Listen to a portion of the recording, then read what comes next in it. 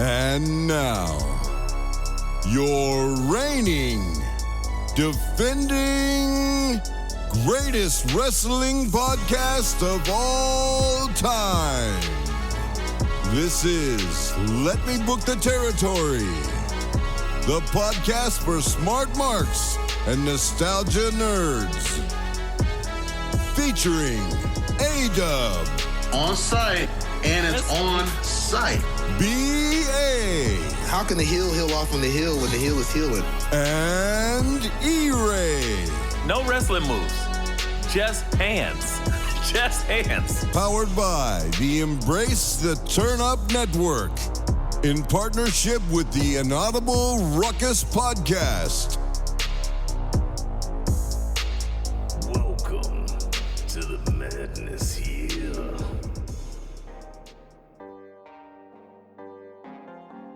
Yeah, bro, it's some good shit. That's right, ladies and gentlemen. It is such good shit. It is Let Me Book the Territory, the greatest professional wrestling podcast of all time. We talking real graps. Graps. Lots of graps.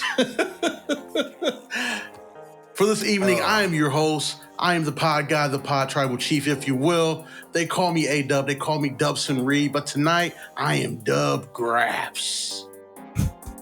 And unfortunately, the homie E-Ray could not be with us this weekend. He had a tryout for the Alpha Academy, and brother is just going through it post-tryout. You know, he's over there. He's doing the lifting with Tozawa, doing the two-step lift like Tozawa was. He's working on his thank yous. And he's trying to get in as in shape as the Creed brothers are.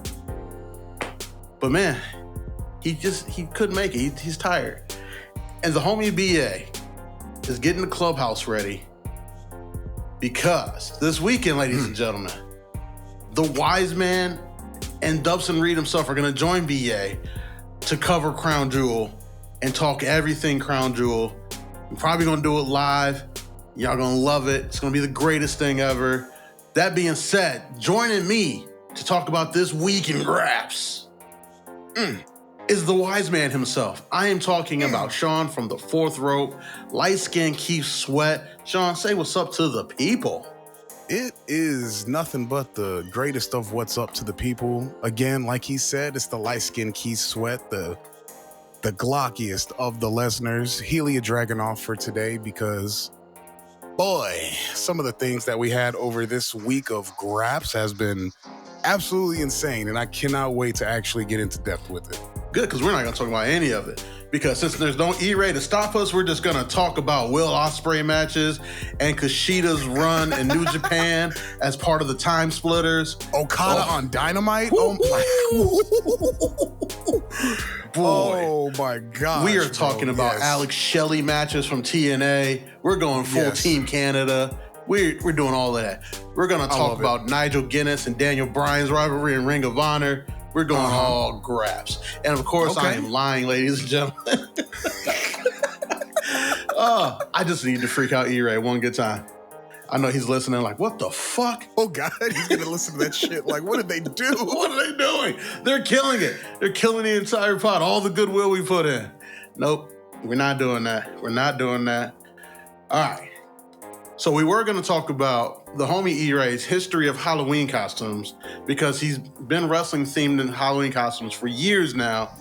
But as I said, the Alpha Academy tryout took him out because, you know, he watched their match against the Creed brothers and said he had to be like Julius Creed. And then he realized that man wasn't human, but he's still trying. So get well soon, brother E-Ray. So we just going to jump right into SmackDown, Smack Diggity. Street Profits. I think they listen. They didn't. Are you surprised?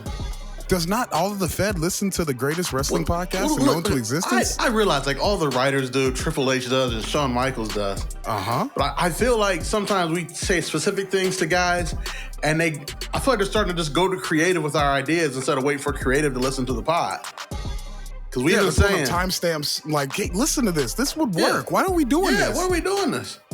Because we said multiple times on this pod that they either need to lean in and be obnoxious with their old gimmick, or toss it all the way the fuck out. Get the fuck out. And they're getting there. They're getting there. The music changed. And I was like, oh, okay. I can't really identify it yet because, you know, Cole was kind of talking through it and everything, but I was like, it's different. I like that. I like where we're going here. They still did the dance in the beginning, and I was like, that'll go. It'll go after the next few weeks, I promise. I was like, well, when you lose the cups, it doesn't feel as baby facious. It just feels like two athletes just kind of stunting a little bit. I guess if you make it pretentious at that point, it works. So that'll work at that point. Yeah. So they lost the cups with it, and so I'm like, all right. So they just being, you know, they being niggas. Yeah, basically. What did you think of the entrance? And then we'll kind of get into what else we think needs to happen for these guys. I think they, like you pointed it out, they need to trash the dance, bro. It's just, like you said, they lost the cup, so it makes it a little less babyfacious. But like I said, you would need to lean into that like full pretentiousness in order to make that work. Like absolutely full pretentiousness to make it work. Okay, so they lost the cups. The dance, they changed it a little bit. You know, Bobby's out there. I think the one thing they need to do, the one thing to complete this, is they got to get a little more heelish in their moveset. Yeah, I feel that. They got to do some underhanded things. Because as of right now, especially with that new finish they got, the Revelation, that's so super athlete that is babyface. Okay, I can see that. I think out of anybody, Dawkins needs to be the one. Dude's got a stupidly babyface moveset. Yeah. With all like the athletic, bright, you know. The athleticism, the explosiveness, yeah. Yeah. Gotta change. You probably gotta reinvent his whole moveset. Montez's you can tweak a little bit, but Dawkins, he's gotta reinvent that moveset altogether. But we're close though. We close. Very. I'm excited about this. I'm not gonna stupidly lie. close. I'm not gonna absolutely. Lie. Oh, and the gear has to change.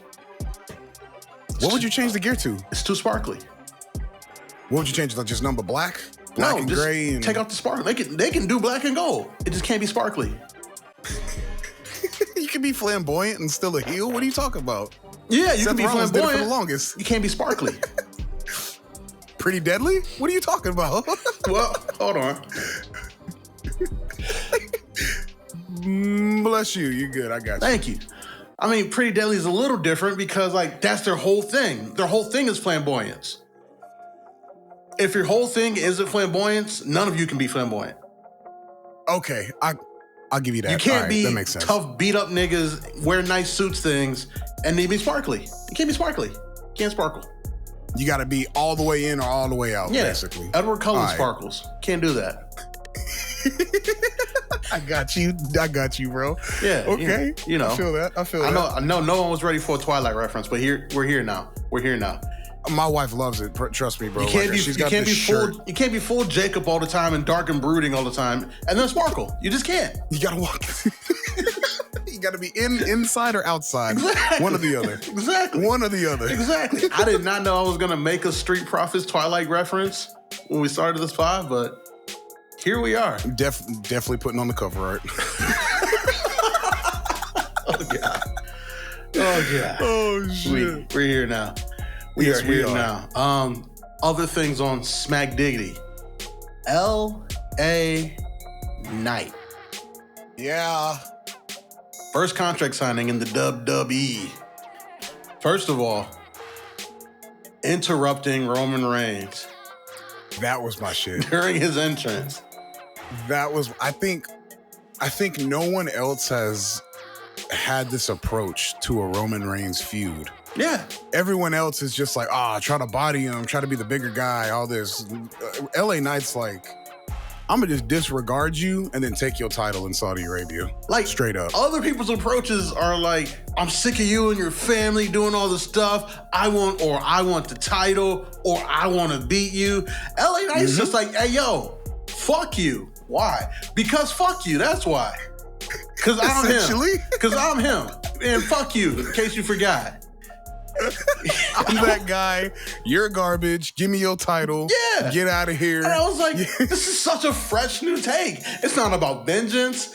It's not about doing right by the company. It's not about beating Roman. It's just about fuck you. I'm him. You are not. You know, like, this is such a good. It's so good. And it works for the character because LA Knight, you can have him serious, but like for him to just, you know, in the middle of Roman's entrance, about to put the belt up, for that music to just hit and him come just strolling by, just not even acknowledge Roman at all. And then Paul Heyman's like, acknowledge Roman. Mm-hmm. That was the key. And I'm glad Michael Cole said it so blatantly. He didn't even acknowledge him. I was like, oh, this is so good. This is so good. And then he moved the chair and sat at the head of the table. It's the little things. It's the little things. He gets it. This is what being a 12-year veteran, 20-year veteran gets you. Those little things. I was just about to say that. He's new to the face of a lot of people that are watching the WWE product right now, but that man is a vet. But if you've been watching the Graps, he gets it. You've been watching the Graps. If you was watching that NWA and that old Impact buddy, Eli Drake buddy, let me tell you, Eli Drake buddy, shoes of a dummy. champion. Yeah. True story. That's really all I knew about LA Knight coming into this is that he did that hey dummy thing, and I knew he had a feud, I think, with Bobby in Impact. That was all I knew about him. I knew he had held that world title. So I remember when he got to NXT. I still remember his debut. He walked in on a pre-show. On Wade Barrett, yeah. I remember that. And kind of introduced himself. And I was like, I don't know how I feel about this name, L.A. Knight. It's kind of weird. Because I was like, Eli Drake isn't a bad name. But I was like, oh, all right, whatever. You can't use the Eli Drake because I think that got bought by somebody, if I'm not mistaken. Okay. I would have to look up. I would have to look that up again. But yeah, I mean, I saw and I remember his debut on that pre-show when Wade Barrett was like, who the hell is this guy? And then ever since then, Wade Barrett has been putting over LA Knight heavily, and I love it. I love it. Eli Drake was the shit. LA Knight's even better. We'll see what you can do when you're on the big stage. Yeah. And when you ain't got to worry about your check clearing. Oh, wait, did I say that? Impact. It's okay. Don't worry about it. I'll probably make as much as an Impact wrestler. It's all good. I heard the numbers aren't great. That's what I've heard. Hey, we ain't pocket watchers, though. It's all good. Not pocket watching at all. Get yours. I'm glad you got a steady income. Because I couldn't fathom working a job and going to wrestle. That sounds awful. You gotta catch a nigga flipping fries and flipping fucking turnbuckles. Because again, as you all fans know, I do camera work on the indies. Shout out to NWCW. And again, whenever taking apart that ring, it's just wood on top of metal with some mats on top of it. I think when you see a ring get taken apart and you realize there's no padding there, you develop an even higher level of respect. You respect these guys, but then when you see just what that ring is and what it isn't, you get a Shane McMahon jumping off a scaffolding level of respect for everybody that's doing this shit. Essentially, that's what happened to me the first time I saw it. When they pulled it up and I saw it was this little layer of material with freaking thick boards and sheet metal underneath it. I was just like, y'all are taking back and neck bumps on this? That's all it is. You trying to end up in a wheelchair at 30, dude. I'm good on that. Oh my God. That's all it is. And it's crazy. Shout out to the indie wrestlers. Shout out to indie wrestling because I like my life and walking. So I'm straight. Yeah, because I don't even know if I'm going to clear $150 for this camera work I did. So I can't imagine what the lower guys on that card are getting. Free large pizza and a voucher. I don't know. And a what? Red Lobster gift card. Yo, wrestling for a Red Lobster gift card is nuts. What, bro? Hey, them lobster tails $40 a pop, bro. You gotta listen. You gotta put. You're talking to a nigga who loves the Ultimate Feast, but I've seen some shit on these indies. Shout out to my nigga Maximilian. But every time I see him on the card, I literally go to him and ask, hey, yo, Max, what are you jumping off of this week? Facts. I feel that. One of those guys? Yeah, one of those guys. So let me tell you. So as we get to my foray on the indies, don't worry, guys. We'll get back to the other graphs, but these are some real graphs. Maximilian, he's one of my favorite wrestlers at this promotion because his entire moveset is just shit he's seen on AEW. Really? I'm talking about he followed up a sheer drop brainbuster with the last shot. Dude kicked out. He got frustrated and then went and hit him with Ospreay's final blade. Hidden blade, I'm sorry. Hidden blade. And I'm on the camera and we had like a new camera dude and I knew he had watched some grabs and I said, is Max's entire moveset just moves he saw in AEW? Yep. If he's doing hidden blades and final shots, yeah, for the most part. And I love it. But that's his whole moveset. Finishers from AEW and what can I jump off of this week? And I love it. It's great. That's some graps, brother. Graps. That's some real graps there, brother. He did lose his match to a guy that comes out with a bucket of fried chicken and hands out fried chicken to the crowd, though. A little upset. Yeah, that's a weird gimmick. What's the dude's name? I forget what his name is. I'd have to look at the match card again. But his gimmick is he's essentially Prince. Because he comes out to a cover of When Doves Cry. Yeah, think about how funny it is. He comes out to a cover of When Doves Cry and is handing out fried chicken. It's hilarious. Hilarious. I love indie wrestling. I kind of want to talk to the announcer, Jordan. I'm like, you got to play that up more. Oh, God, that would be great to play up. That's hilarious. I would use that all day. What are you talking about? You got to slap a sticker of some doves over the Colonel's face or something. The Colonel, formerly known as whatever the dude's name is, that would be hilarious if he did that. The indies are crazy. They indies are fucking crazy. Yeah, shout out to the indies. I don't even know how did we get from LA Knight to because LA Knight was on the indies. And we were talking about, Yeah, and then we talking about pay from the indies. Paychecks and then... See how it goes? That's how Graps just rolls, bro. Rabbit holes. All right, LA Knight's promo. Give me a grade on it. Give me like 1 to 10. 1 to 10, real quick. Oh, for the first one, I'm gonna give a solid A, not an A+, not an A-. It was it was an A, because you could tell it was his first time and he was actively trying not to fuck it up. Yeah. But at the same time, it was good. So I can't be mad at it at all because he had good delivery. It didn't sound fake. It sounded like he believed everything he was saying. LA Knight is one of those guys that I feel like he believes every word that comes out of his mouth. Yep. People say that about me too, which is 100% true. I believe everything I say. No matter if it's a lie. Like I said, with LA Knight, I believed every word that man uttered that night. So props to him. And props to Roman for just for flipping the table onto him. I thought that was hilarious. What a great way to distract a nigga. Flip a table on top of him. Oh, God, he flipped it long ways, too. Yeah. So that bitch was all over him. That shit was hilarious. I really wanted him to just throw a chair at LA Knight. Like the way, who was it? Well, Roman's had chairs thrown at him twice. Braun Strowman did it once. A lot of things to do with chairs. And Bray Wyatt did it once. And those Roman chairs, about too. The office chair. Yeah. Yeah. I remember when Braun Strowman did it. I remember Braun Strowman did it. I was like, you know how pissed off you gotta be at a nigga? No, matter of fact, I think somebody was, no. Bray Wyatt threw a person at Roman Reigns. I'm sorry. Braun threw a chair. How you be so mad to throw another nigga? I was gonna say, you know how mad you gotta be at a nigga to throw another nigga at a nigga?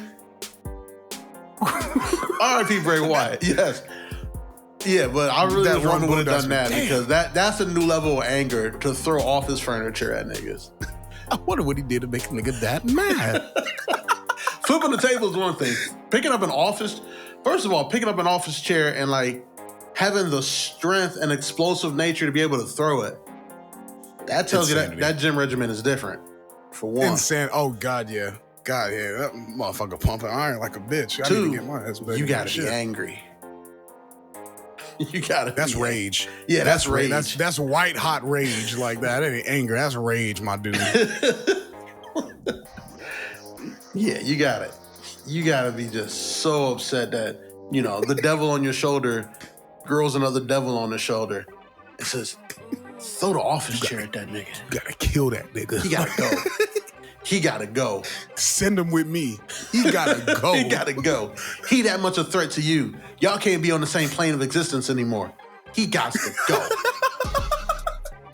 Both of y'all niggas can't exist. So that would be the one thing. Like, I think next time I talk to Roman, I say, hey Roman, if someone's doing this good a promo against you, you gotta really put him over by throwing the office chair at him. I don't make the rules. Or throw Adam Pearce at a nigga. Well, I guess it'd be Nick Aldis. That might be a little more difficult.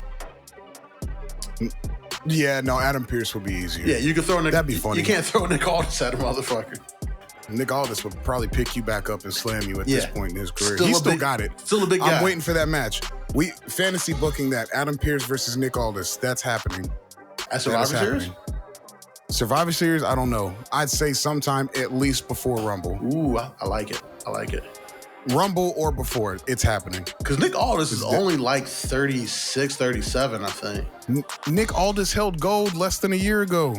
That man, he is still a good wrestler. Like, what are we talking about here? Nick Aldis that man held one of the most prestigious titles in wrestling like a year ago.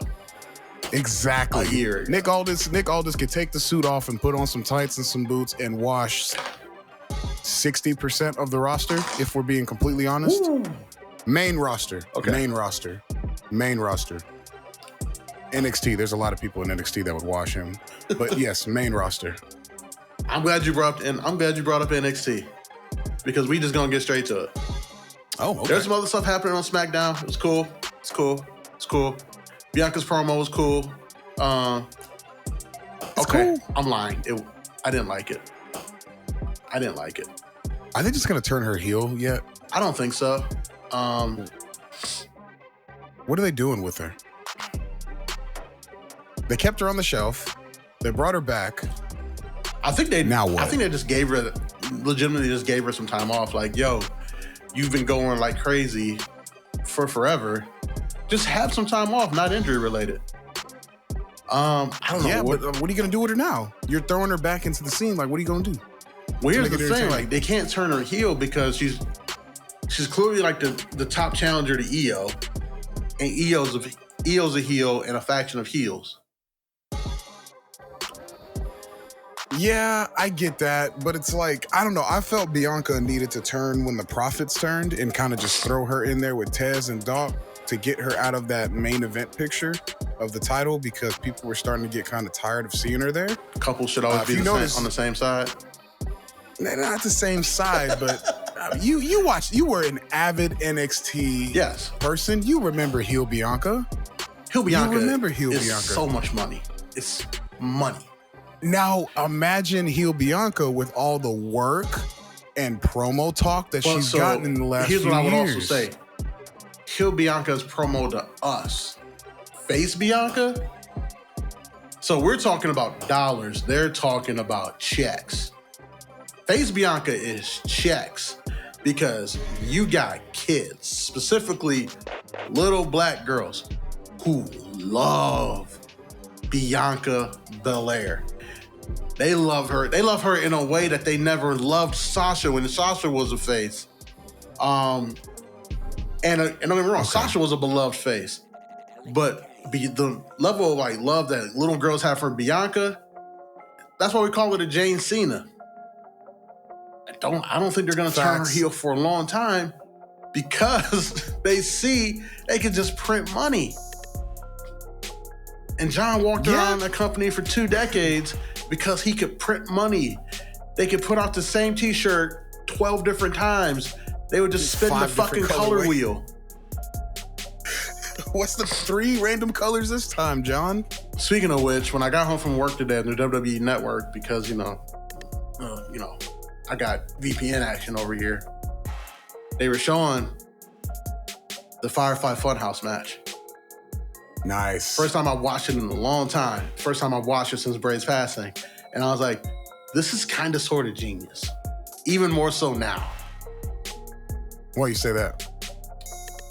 Because like the whole thing about it is like John wanted to go into it to take down this overhyped guy who, you know, was never it. And you see it now, like the effects of Bray's passing, that no, the hype was always real. He's always been it. And then I think about, because like recently I saw like the promo video they did before their original WrestleMania match. Mm-hmm. When Bray was at his hottest and he was like, "You're a liar, John. You're not who you pretend to be. You're a pretender, John." And I was like, man, this is so good. So good. And you think about them put together, you're like, man, this was a great program together between two guys. I wish they could have done more with it.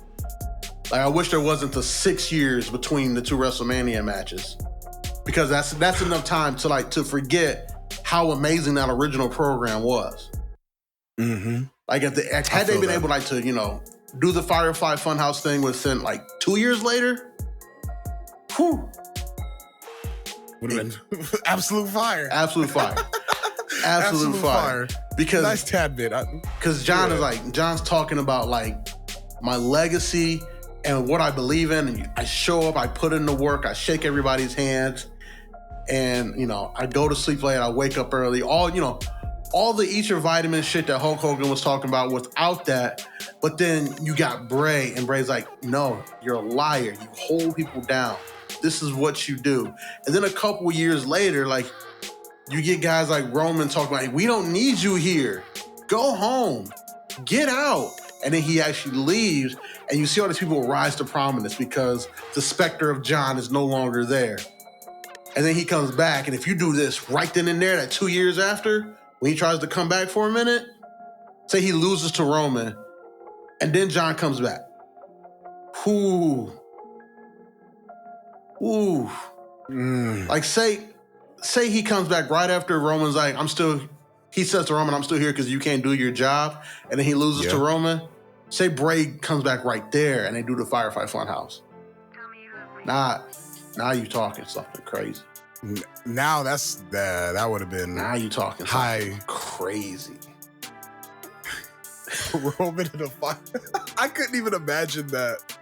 Oh, it'd been great. I couldn't even imagine that shit. It'd been great. That would have been some of the most mind-breaking, dollar-drawing, absurd WWE programming I've ever seen. It'd been great. Yeah. How did I get here? Again, the rabbit holes, bro. The rabbit holes. We started talking about, you know, we were going to go into NXT, but then there were some things on SmackDown that were good. We were talking about Bianca's promo and like how they were going to. Okay, no, I got you. It's all good. I got you. But yeah, like, I don't want to say like Bianca did bad on the promo. I just didn't like the promo itself. That being said, I don't like much that's going around with this title run on SmackDown to begin with. I'm sure you guys are sick of hearing me say it, but they fucked it up. For it to involve three of my favorite women's wrestlers in Bianca, Io, and Bayley, I'm just not a fan of what's going on right now. And that's wild. For those three to be involved in a fucking main event, like main title picture, and it's just not hitting. And the fourth person be Charlotte Flair? Yeah, it's nuts. It's a problem. That's a problem. That's a pretty big problem. Yeah. That honestly, that kind of reflects to me your champion, which I wanted Io to win that belt. Don't get me wrong. I really did. We all did. But she's not the girl for it right now, unfortunately. I hate to say that. I think they're writing her in a bad position and making her a back seat to her own title run. And there's a way to do a good Io Sky title run. I've seen it done. This for a while. I've seen it done. Oh my God, it's crazy, right? Man, it's like those kids at NXT know what the fuck they're doing. Man. I don't know why I'm not saying do the exact same thing, but at least I am. Borrow from it a bit. I'm saying do the exact same fucking thing because it worked. If it ain't broke, don't fucking fix it. I feel that. It's just been so long, I guess. If it ain't broke, you are right. Don't she's fix it. Backseat to her. This is the reason LA Knight should not have been Max Dupree.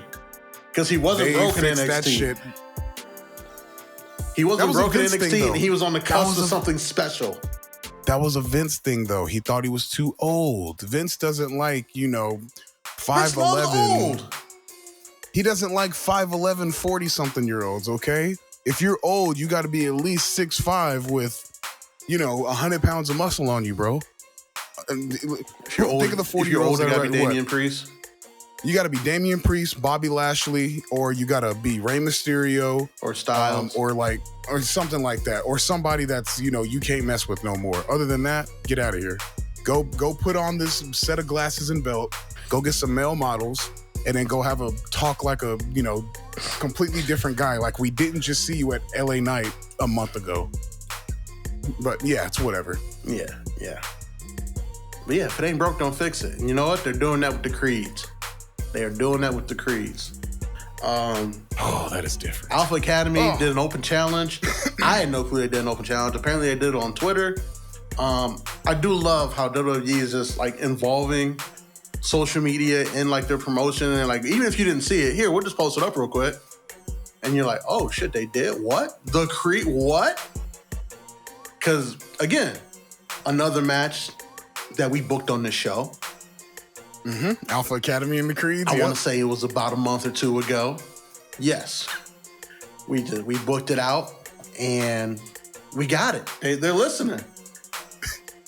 I'm told They're you listening. shouldn't be surprised. Sometimes you shouldn't be surprised. Sometimes I look at the stats and I'll be wondering, like, because this is a weekly thing, I'm like, who's listening to these old episodes?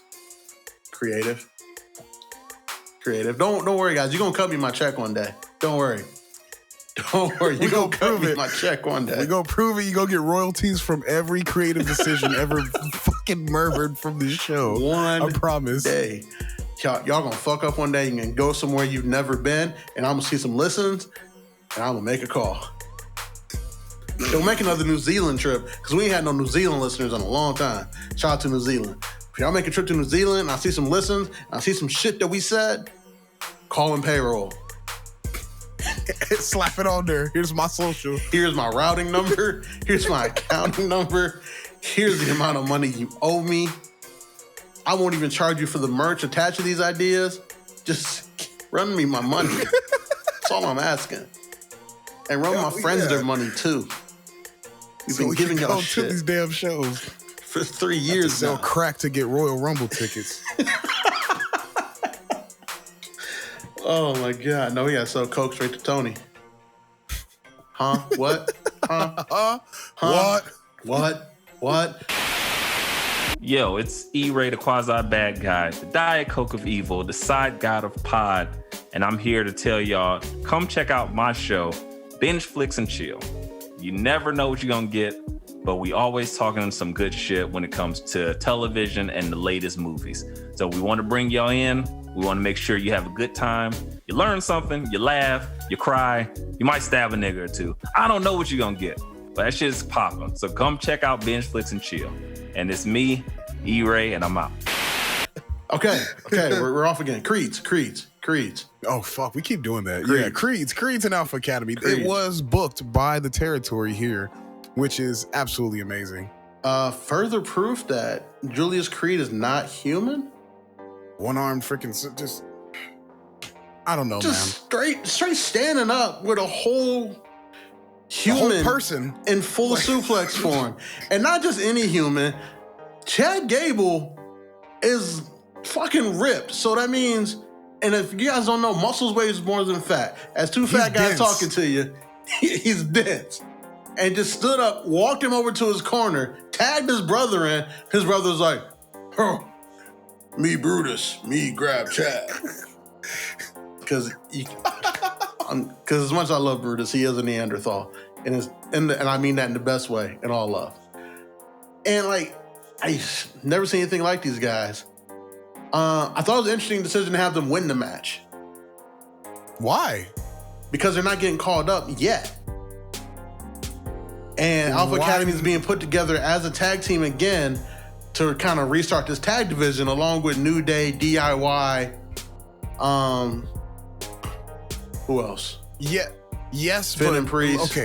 Okay. Let's kind of look at it here. Otis has been wrestling for quite a while. Right. Chad Gable has been wrestling for quite a while. Right. At this point, they're a veteran team. Like, whether you like to admit it or not, they're not young, fresh guys that are going to go, hold the tag team championships for a year. It's not happening. They might have, a month or two as a reign. Nothing long, nothing prominent. They're not going to be pushed to the moon and back for, prominent tag team champions. The Creeds, however, are. So it just makes sense. It would have hurt the Creeds more than Alpha Academy to take that loss. Because there's no point to have the Creeds show up on Raw, accept an open challenge, and then lose. It makes no sense at all, especially to Alpha Academy. It would if they were going back down to NXT, which it looks like they're still going to be in NXT for a little while. I don't know, maybe. Now, I feel. Now, had the Creeds after they disappeared with the family stuff, had they just been gone and then they popped up in this, and you're like, oh, so they just been called up now? Then it makes sense for them to win, in my opinion. Because now Alpha Academy loses to a team that's not there. And next week on Raw, Alpha Academy's still there. The Creeds aren't there. And then you start talking about, this tag team division, it's us, it's DIY, it's Imperium, Cody and Jay sound like they want another shot at the tag belts, and you got Finn and Priest that got the belts. Who's the last one to take a loss? Oh, you took a loss to some niggas who don't even go here yet. You took some niggas who were still in Arm Drag Academy. Oh, no. Y'all in the back of the line now. Is set for them to take it off of Chase U or something, or like? Well, no. Eventually, it looks like they were still there. They had the match with the Garza family. Yeah. They got to name that tag team. Which is so weird. Humberto Carrillo and Angel Garza. That's too long of a name. I like just call it the Garza family, I don't know. Didn't they have a name before? Los Lotharios. Los Lotharios. Since they're not trying to, get slutted out by the girls doing interviews backstage anymore, and they're serious, tattooed, scarred wrestlers. It's like Scripps. Y'all gonna stop hating on Scripps. Scripps gonna OTM, nigga. Scripps gonna whoop y'all ass, man. OTM, cuz. You know what it is. Boy, you think that Cirque du Soleil nigga gonna lay some hands on me? Stop. What if Reggie is it really is a hood nigga though? If Reggie Hands is certified, I gotta see it. That's one of them things you can't tell me. I got not even a video because will suffice. Right, I gotta see it. I'm gonna give you one. Robert Richard, you know who that is, the actor? Probably, I don't know by name though. The nigga from Cousin Skeeter. Yeah. So yeah, full-fledged Crip. Okay. Full-fledged Crip was talking too much shit in I think a Blood neighborhood, right? And they was chasing him. He was running, and you know what he ran into? A theater, and tried acting. And now is an actor. That's insane. But I've never heard that story. It's a true story. But I tell you that to say, still a Crip. Still cripping. What if Reggie's kind of that same type of guy? I don't know. Rust. You got to put some oil on that. You ain't been active in the streets for a minute, bruh. Hands aren't just, non-perishable. Hands go bad. You gotta rebuy them and relearn that. Hands are not non-perishable. Let's be straight about that. It's not like riding a bike. Hands gotta work because OTM respect him. He they OG, and they look like they've been getting in trouble since the word trouble was invented. It's like when you lay down for quite a while and then you get back up and you're like, oh shit, I gotta get right again. You gotta stretch a little, shake the dust off, get good. If you come out of activity that you ain't been boxing niggas in 20 years and then you just go and try to box somebody like that, nah, bro, you finna get folded. The hands is not certified no more. You gotta get your certification test back and get that boy certified. Nah, bro, I'm not scared. If Reggie pulled up on me and asked and said he gonna pat me out, I will 100% take that challenge. I am not afraid of that at all until you show me. Here comes a new challenger. Oh man. Yeah, I'm good on that one, bro. I'm good. Reggie, Scripps ain't gonna, no. Scripps ain't got hands. Versus I'll call Sean, Street Fighter 2 side scroller. I need it to happen. Video game Jesus animators, Christ. when you make this pod into a video game, that needs to happen. You can put BA in an RPG action game where he's like trying to finagle his clients, keep up with his kids. But the moment you get to Sean stage, the graphics go back to 1996. Jesus Christ. Super Street Fighter 2 Turbo. Yep. Y'all niggas is punching a Honda Civic. I love it. I love it. You and Scripps.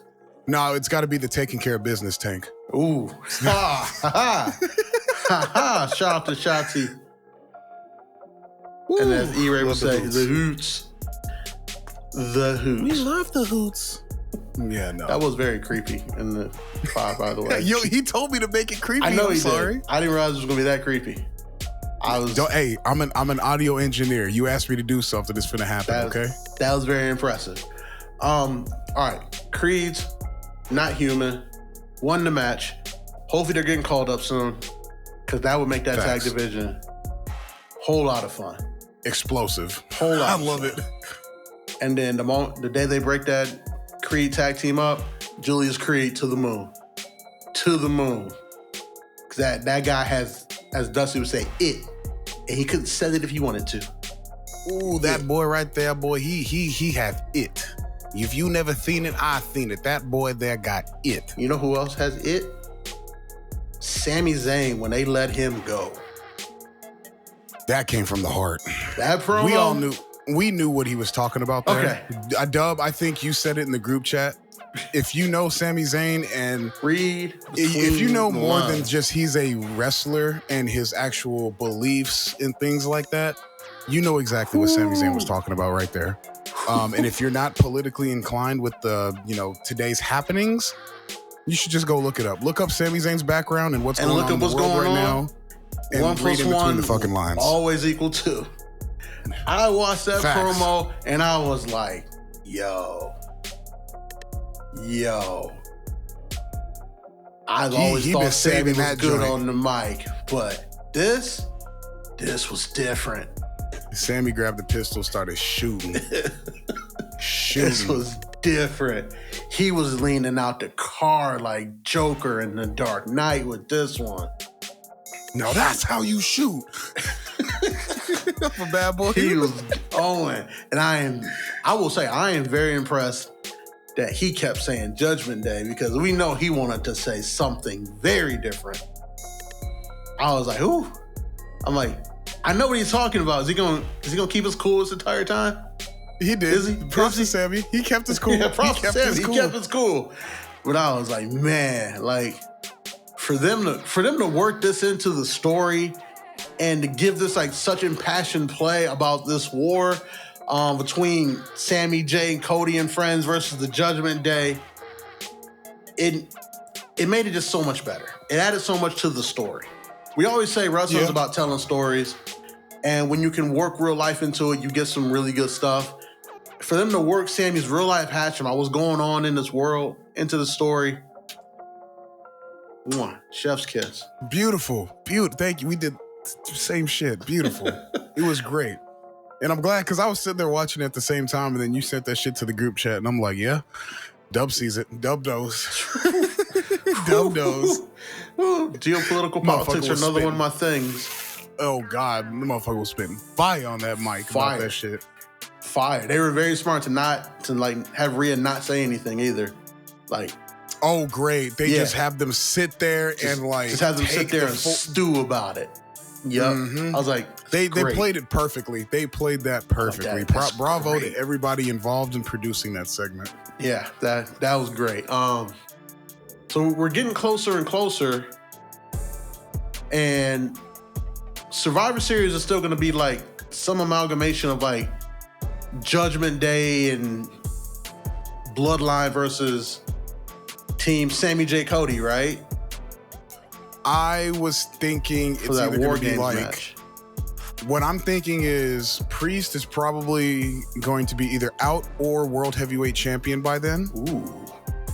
So I was thinking more of like a Finn and JD Jimmy and Solo versus, the baby faces. Something might change between now and then. I don't know. From what it's looking like, it's going to be Cody, Sammy. Who's your other two? That's where I get lost. That's kind of where I get lost too, because right now there really is no other story for Survivor Series for a War Games match, in my opinion. Jay and Drew? Drew finally is like, all right, huh? Ricochet and Jay? I don't know. No, so I think you do Jay and then you do Drew. Drew finally is like, all right, Jimmy, I rock with you. Let's finally take some vengeance on the Judgment Day and your brothers in this War Games match. Like, I'm finally gonna rock. Are you not expecting Drew to turn heel? Am I the only one expecting that? I don't think he's gonna stay a babyface all the way up until Survivor Series, bro. In all honesty, what I'm thinking is gonna happen is he's gonna get screwed out of this World Heavyweight Championship, and he's gonna officially have his heel turn, in my opinion. That's what I'm thinking happens, because there's no way he's gonna win it off of Seth. I don't think he's gonna win it off of Seth. No. I think the loss to Seth is going to drive him into rock bottom heel turn. That's my opinion. That's the only thing, which will set up Drew versus Seth too. So, but I digress. Wait. Then where does Drew versus Seth 2 happen? Because they're at Crown. So, I mean, what's after? Crown Jewel Survivor Series. Well, that would make sense for it to happen at Survivor Series, because I don't see Drew inside of that War Games match. Okay. All right. That would make sense. Wait. Hold on. Wait. So in your situation, why would Drew and Seth happen again? Because the way you're booking this out, Seth doesn't have that belt. Because you said Judgment Day in that War Games match, Damian won't be in there because he'll be world champ. I said either he's out or world champ. Either one. In my mind, I just don't see he's world champ. You think that's one and the same? I think they happen around the same time. Okay. That makes sense. That would make sense. It's just a weird timing thing, because that's kind of the messed up thing, is I don't have all the baby faces for the match. That could happen, and then there's too many things happening in the background that could change the way this match goes drastically.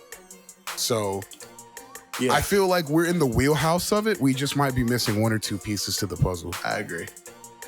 Yeah, it's interesting. Like, I kind of think that when they lose those tag titles to whoever they lose them to, I think that'll be the night Damian cashes in. And then you'll have the real kind of butting of the heads between Damian and Rhea about who's really leading the Judgment Day. And the next thing you know, he's out.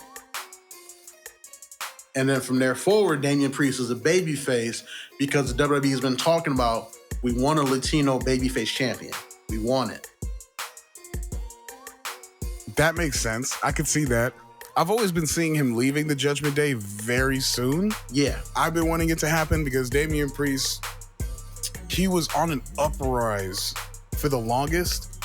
And then when they hit him with that gimmick to where he was like bipolar or something like that for like 2 months, killed all my like. That was bad. You remember exactly. That's why you barely remember it. He would just like lose his shit randomly during matches and like disqualify himself. Yeah. I'm just like, what is this? And then people started like got quieter. Yeah, the people got quieter. The pops were soft. Like, people didn't give a shit until he got back in the Judgment Day. Shout out to Edge, man. That was all Edge. Shout out to Edge. Shout out to Edge. Put him over and get out the company. Props to Edge. So the fact that Priest is this high up right now, take advantage of it, because you were close to that at one time. Mm-hmm. He boosted it with Bad Bunny. Take advantage of that shit, bro, because this motherfucker could really be a valuable asset for your Latino babyface champion. I don't see another option that you have, because Ray, you ain't doing it with Ray. He's too old. You can get out of here with that. Santos? Santos has at least another 3 years before he's touching any type of main event title picture. At least. So I don't see anybody. He's also 40 as well. Santos is 40? Niggas don't know that. Yeah. Santos is what? That motherfucker looks like he's like 29. What are you talking about? He takes very good care of himself. Jesus Christ. Hold on. Are you for real? No way. Yeah. Bro, Dub, what are you? Excuse me, 39. I'm sorry. Bro, that's still... That's 40. Oh my God, he is freaking 40. Jesus, man. Yeah. Why did you have to just ruin my dreams like that? All right, well, never mind. Santos ain't never getting a world title run. That man done. You mid-card for life. He's like, man, you better put the rocket on him now or it's over. That man is mid-card for life. Oh, I had to throw that at you when you said he got 3 years before he's in the main title. I'm like, 3 years? Oh, buddy.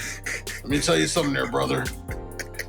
That doesn't work for me, brother. I don't know how many 43-year-olds are putting world titles on that aren't named Brock Lesnar, AJ Styles, or Triple H. I mean, how old was Bobby Lashley? Bobby Lashley? They put a strap on him at 46, so... He's also Bobby fucking Lashley. I'm just saying, bro. He's also Bobby fucking Lashley. He's probably the either second or third most accomplished amateur wrestler they've ever had in the company. A mixed martial arts champion, veteran. Marine. Yeah. Like, I'm just saying, 46 years old. He had a WWE title. They wanted to put a world title on him so bad during his first run. I don't know why they did. Well, they put the ECW title on him. You don't know why they didn't? Because John was there. He could have won the world heavyweight over on SmackDown. John was there, and Batista was there, and Batista was like damn near in his 40s at that point, and Randy was there. Okay, so just bad timing. Yeah, it's totally bad timing. Okay, and because Bob was, but he had an ECW championship run. That does not mean anything to you.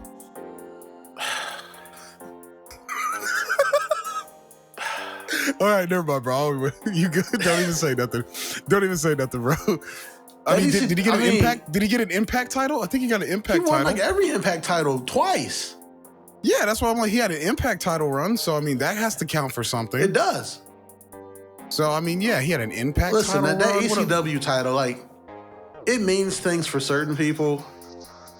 It meant something for Lashley because, you know, they try to paint this picture of like whoever wins WrestleMania could choose any champion they want. They could choose the ECW champion. No, the fuck they couldn't.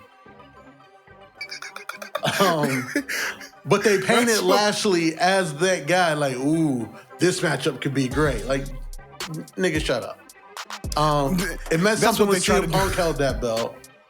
But everybody else to hold that belt, Big Show, Mark Henry, Vince fucking McMahon, John Morrison held it. Again, didn't mean shit for him.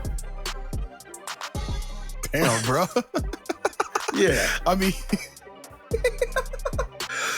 there's so many people that held that that belt, man. You got to think about. Look, Tommy Dreamer held it in 2009. Freaking legends like Ezekiel Jackson. Bro, who can forget the GOAT Jack Swagger that held this belt? All right, guys, this has been another episode of Let Me Book the Territory. Sean's clearly lost his fucking mind. I need to get him out of here so he can get some sleep. Jesus Christ.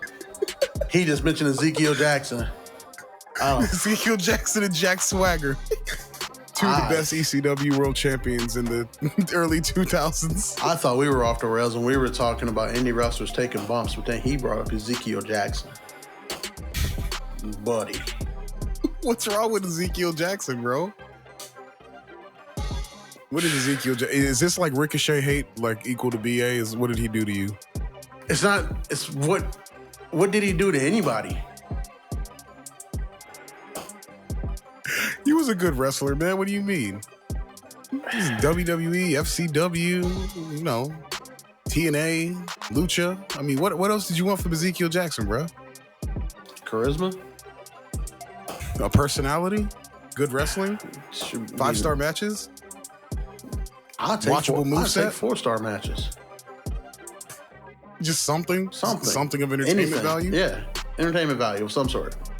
I got you. Of No some worries. sort, yeah. He has none of that. But what he does have Is an ECW championship run? is an ECW World Championship run. I hate you right now. God. I'm just saying, bro. I'm just saying. All right. So, as we were talking about kind of what's coming up on Survivor Series, we kind of leaned into these Judgment Day leader arguments of how they're going to end up, destroying the Judgment Day. But I got a real question for you, though. When is JD McDonough going to get patched in? Like, what's going on? I thought he already kind of like. Do they jump in the Judgment Day, or do they just like hold they jump tryouts? out? They jump out. Oh, that's right. They jump out. Yeah, you can't. You can't leave. You get recruited in. Well, Damien got recruited in. Dom got those thighs put on him. And I mean, once Rhea wrap her legs around you, mommy's always right. Hey, it's all good. It's all good, buddy. We all know that. Dom felt them thighs once and started wearing eyeliner in black the very next week. Yeah, teardrop tattoo in a week. Yeah. He started asking his mom, "Hey, what time was I born?" Son, get away from that girl. Get away from that girl. Oh man, Finn got in by hostile takeover. JD just out here just trying to prove himself. Yeah, JD been trying to earn his stripes. What else does he have to do? He helped Damien almost break Cody's ankle. Mm-hmm. I think he's got to help. I think he's got to help Priest win the title. Okay. He's got to help Priest win. He's got to help Priest win the title. If you can help every single member of Judgment Day hold gold, you're an asset. Even if you don't hold gold yourself, you're an asset. I think they can rock with that. So what you're saying is this Saturday at Crown Jewel, he's gonna like get involved in the women's match, and then like Nia Jax is gonna like whoop his ass, and then that's gonna lead to Rhea being able to kind of surprise her and get the 1, 2, 3. God, I'm sorry. I heard Nia Jax, and you just screwed up my perception. How would that go over? A dude getting beat up by a woman in Saudi Arabia? I don't think they would let that happen on camera. You don't think so? No, I don't think. I think they would pay to avoid that happening. I don't think they would let that happen. I mean, shit, you can't even show your goddamn shoulder in Saudi Arabia, and you think they finna let a woman beat up a dude? I mean, we're getting progress, man. This is about to be a 5-woman match at Crown Jewel. They're pushing the limit. The Saudis are probably looking at them with the fucking bombastic side eye, like what y'all doing, bro? What y'all doing over there? That's a lot of. It's a lot of women not doing the womanly things we like for them to do over here.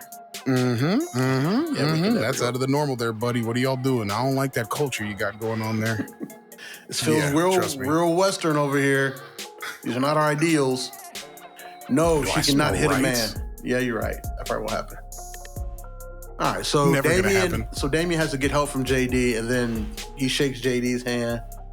And what's been like? Why can't nobody get no respect on Raw? Like, Jay not getting no respect from Drew, JD not getting no respect from Damien. What? Is it just, are tall niggas just disrespectful? Yeah, absolutely. You got to get on our level. If you're not on the level, is it because the air is so much different up there? It's thinner, so when you approach my space, you have to be worthy enough for me to share that thin air with, because it's already limited as enough. So Fair. It's like, okay, I ain't gonna fuck with you if you ain't on shit, bro. That checks so, out. That checks. Okay, fuck out the way. That makes sense. I'm mad. I'm mad that I liked your explanation so much. It's starting to bother me. Sorry, bro. I've never been on the B mic, so it's more and more. Speaking of bees, Cody definitely called Damien a bitch on Monday, right? You heard it. In what way? What you mean he called him a bitch? So that promo at the end of the night, when Cody said, "All you are is a walk behind." He said, you walk behind Edge, now you walk behind Rhea, you walk behind Finn, you even walk behind Dom. And I was like, yo, Cody, just call him a bitch and get it over with. I mean, That seems to happen a lot with WWE. Like Michael Cole did that shit with Cody That's probably what it is. Michael Cole did it to Cody a few weeks ago. Oh yeah. Cody, you don't want to challenge because you lost the first time, buddy. So you backing down or what's going on? So Michael Cole did it to Cody. So Cody's kind of like, how the abuse comes the abuser. Hurt people hurt people. There it is. Exactly. Yep. Hurt people hurt people. Cody Rhodes is putting it on somebody else. Now he's finna go and do that to some. It's a chain reaction. Michael Cole was like, yeah, Cody, you gonna challenge Roman or you gonna stop being a bitch or what? Cody was like, excuse me? Hold on, Michael Cole. Excuse me? You've only missed 2 shows. You about to miss the 3rd, 4th, and 5th, my nigga. You better chill out. And then Michael Cole got out the ring, so he just directed all his ire towards Damian. Hey, yo, Damian, you a bitch. Dom tougher than you, cuz. And Damian's like, oh, this again? Oh. Facts. First you fired my best friend and we can't tag team bitches on the road anymore. Now you're calling me a bit? Too far? You're right. Too far. Stop. Shout out to Matt Riddle. Stop. You don't know how many people don't even know about that. Stop. Do your Googles, kids. Don't Google that. Don't Google that. Damian Priest. Do not Google Riddle. Do not Google Riddle and Priest hotel parties. Don't Google it. Keep your sanity and your pureness. Because that'll make you have to repent. Some of the stories that I saw on there. Don't read any of those stories and get ideas about a grand old time.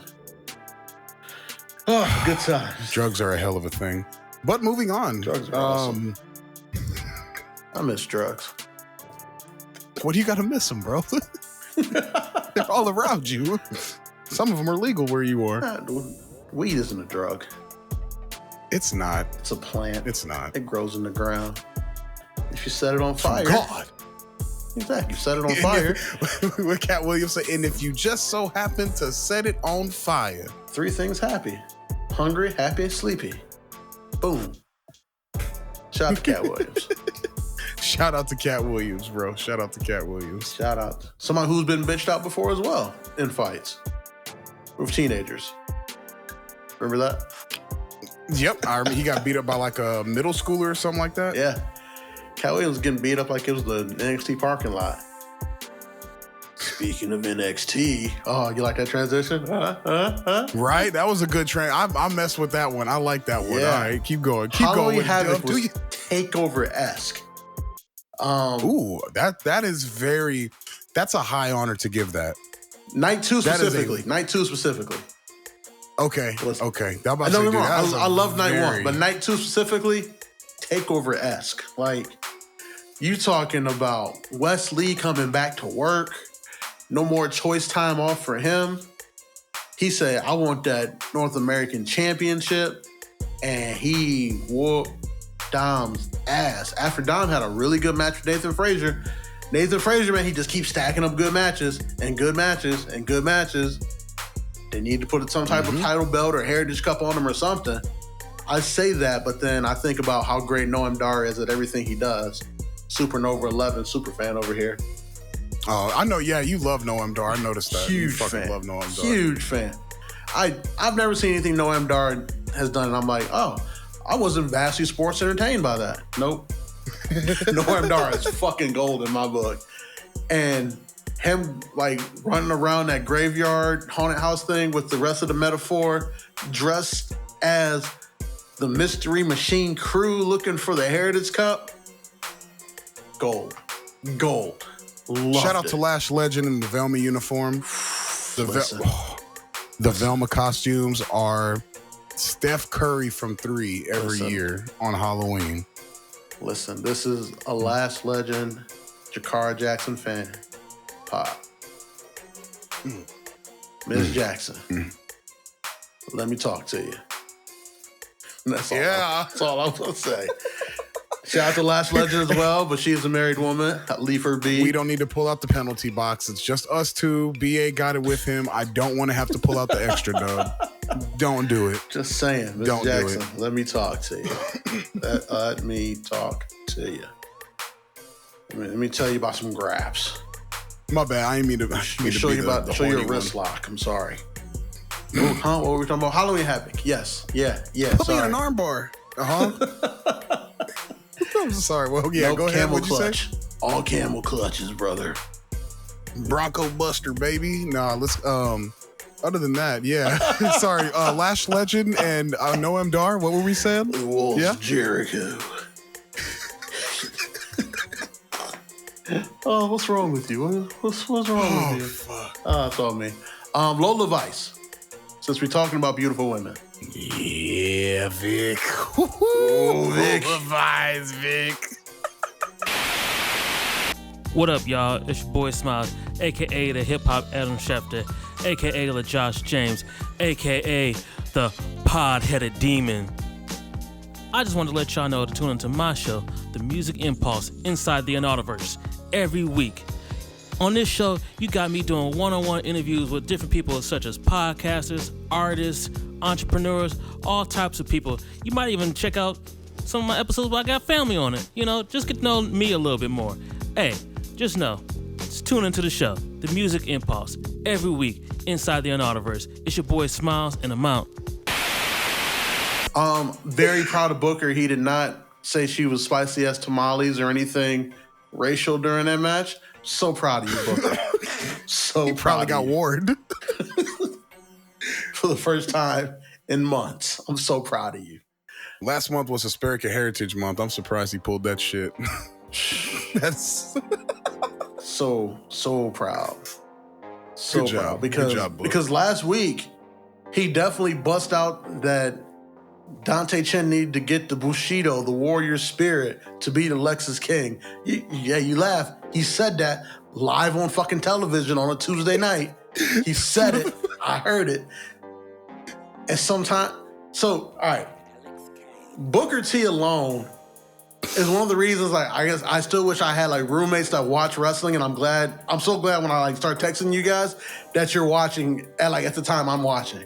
It makes me so happy because I'm like, I'd be looking around in my apartment when there's no one else here but me, and I'm like, yo, anybody else is fucking hear what Booker just said? Like, you can't say that shit. Oh God, I'm hearing some wild shit. I'm not surprised that he needs the like, power of the Bushido, Vic. And like, did he really just say that about Dante Chen? Like, what are we doing here?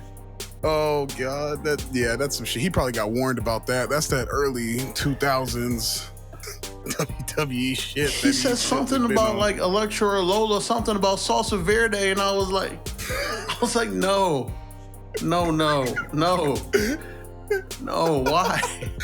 Stereotypical as shit. You can't be doing that, I man. was like, yo, why, Book? Why? Book, you were there, Booker, when Triple H hit you with the promo of people like you don't get world title shots, they get jail sentences. Or whatever he said that was really racist on the road to WrestleMania. That even now Triple H regrets saying, you're doing the same shit, Book. Doing the same shit. But yeah, he didn't say it this week, and I was very proud of him. Lola Vice wins the breakout tourney. Little surprised, because to me, it doesn't feel like they use like that final match to like progress stories. They give it to somebody who's just straight up next up. And I would argue that Kehlani Jordan looks more ready to be next up than Lola Vice does. Wait, are we talking like looks as in graps? Or are we talking looks at like as in graps? As in graps. Oh, okay, yes, looks as in graps. Yeah, absolutely. Yeah, let me reel you back in a little bit. My bad. Okay, yeah, hold on, let me clean my mind right quick. Yeah, bro, as far as graps, absolutely. It looks a little more developed, a little ready to go, in my opinion. Lola Vice is still a little fresh. Kehlani Jordan's looks sharp. Yeah, I'd say. looks like she's picked this up quickly. Very quickly. She's one of those, reminds me of... Go ahead. Like Sol Ruka, how she picked it up just stupidly quick and started getting fast with her movements and shit like that. Except, she kind of got cut a little short because of that knee injury. But yeah, Kehlani is this girl dangerous, bro. When people start to get it quick, she's one of them girls that's getting it quick. That's one of the to me. That's one of the really cool things about NXT is when you see somebody really start to get it. Tiffany Stratton is one. Once you started to get it, it was like, oh, rocket. Tony D'Angelo. That character was Tony really bad at D'Angelo, the beginning. Tiffany Stratton, But he got it, and he put it all together quickly. He's like, oh, nope, he got it. He got it, yeah. So, Facts. And you see Kehlani Jordan, like, she's putting it together quickly. She got it. Lola, she's got the look. Truthfully, I think she wins this because Lyra has that belt, and Lyra's almost a superhero-like babyface. With the entrance and the feathers, her moveset is super babyface. And it's just right there. Super heel, super babyface. Easy to write. Yeah, easy to write. You don't need too much to sell the tickets to it. You got your story, you got your premise, and it works. I mean, Lola Vice isn't a heel to me. I mean, listen. Listen, Vic. Listen here, Vic. Oh boy, Vic. Listen here, Vic. Yeah, Hottie biscotti, Vic. Hottie biscotti. Yeah, exactly. Ain't no heel energy over there. Talking about a biscotti with extra Rojas salsa, Vic. She Cuban, Vic. I love Cubans, Vic. Get my heart going like 2 cups of Cuban coffee, Vic. Extra espresso. You keep me awake at night, Vic. Booker, what the fuck is wrong, Booker? Hand out of your pants. We're at work. Booker. Sorry, Vic. Oh, shit. I get to thinking about Lola Vice. Now I'm exhausted. I think I'm gonna order a chicken parm, Vic. Go to sleep. Oh my God! All right, Just sign for the DoorDash when it gets here, Vic. Keep bringing us to the fucking rabbit holes, bro. We talking about chicken parmesan and. I've never let Booker T live that down when he got caught ordering chicken parm at the NXT desk. Oh God, he never got caught ordering DoorDash at NXT. Never letting him live that down. Like, oh my nigga, what is you doing? That's hilarious. You can't be mad at him for that. No, that you can't. But hilarious. then sometimes you like, now it makes sense why Booker doesn't make any sense because he's such distracted by the beautiful women he's in not the even ring paying attention half the time. and what he's having for dinner because he knows he's going to sleep on the couch again. Anytime a beautiful woman's on the ring because he'd be losing his mind. He's giving as much effort in his commentary NXT as he was in his wrestling in TNA. He don't give a fuck. He just having fun. Respect. Every time. Every time. Oh, shout out to the Main Event Mafia. Can we start a t-shirt called the Mid Card Mafia? Oh, that would be great. That we gotta think. Yeah, the mid card mafia. Mid Card Mafia. I love it. We gotta do that. We gotta do that. Mid Card. We're the mid card mafia. We're just gonna like do that in the shirts and shit like that. Yep. I feel that. New t-shirt idea. I don't even know what Main Event Mafia merch looks like to even like copy it or like. I guess not copy it. I thought it was just their logo, really. I don't even know. Who gives a shit? We'll make our own. What are they gonna do? Sue us? Yeah. Probably. That'd be the shit. Oh my God. Love to get sued by Kurt Angle for the Main Event Mafia. You imagine getting a cease and desist letter from Scott Steiner?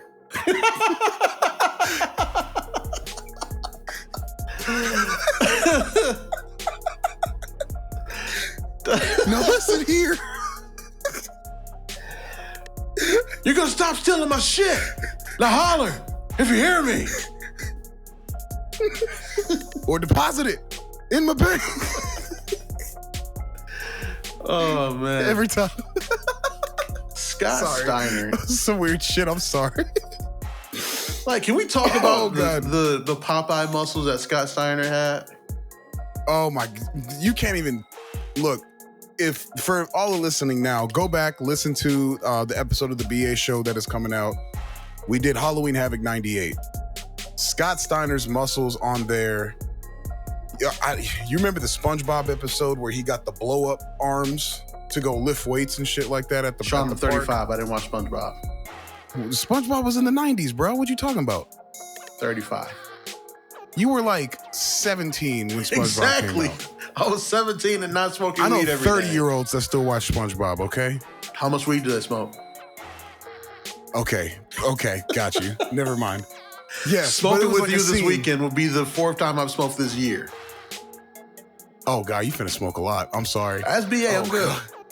Okay, good. I already know. But for anybody that does know, it's like when SpongeBob got the little inflatable arms and they were just like massive all the way around is how Scott Steiner's body looked. It looked disgusting.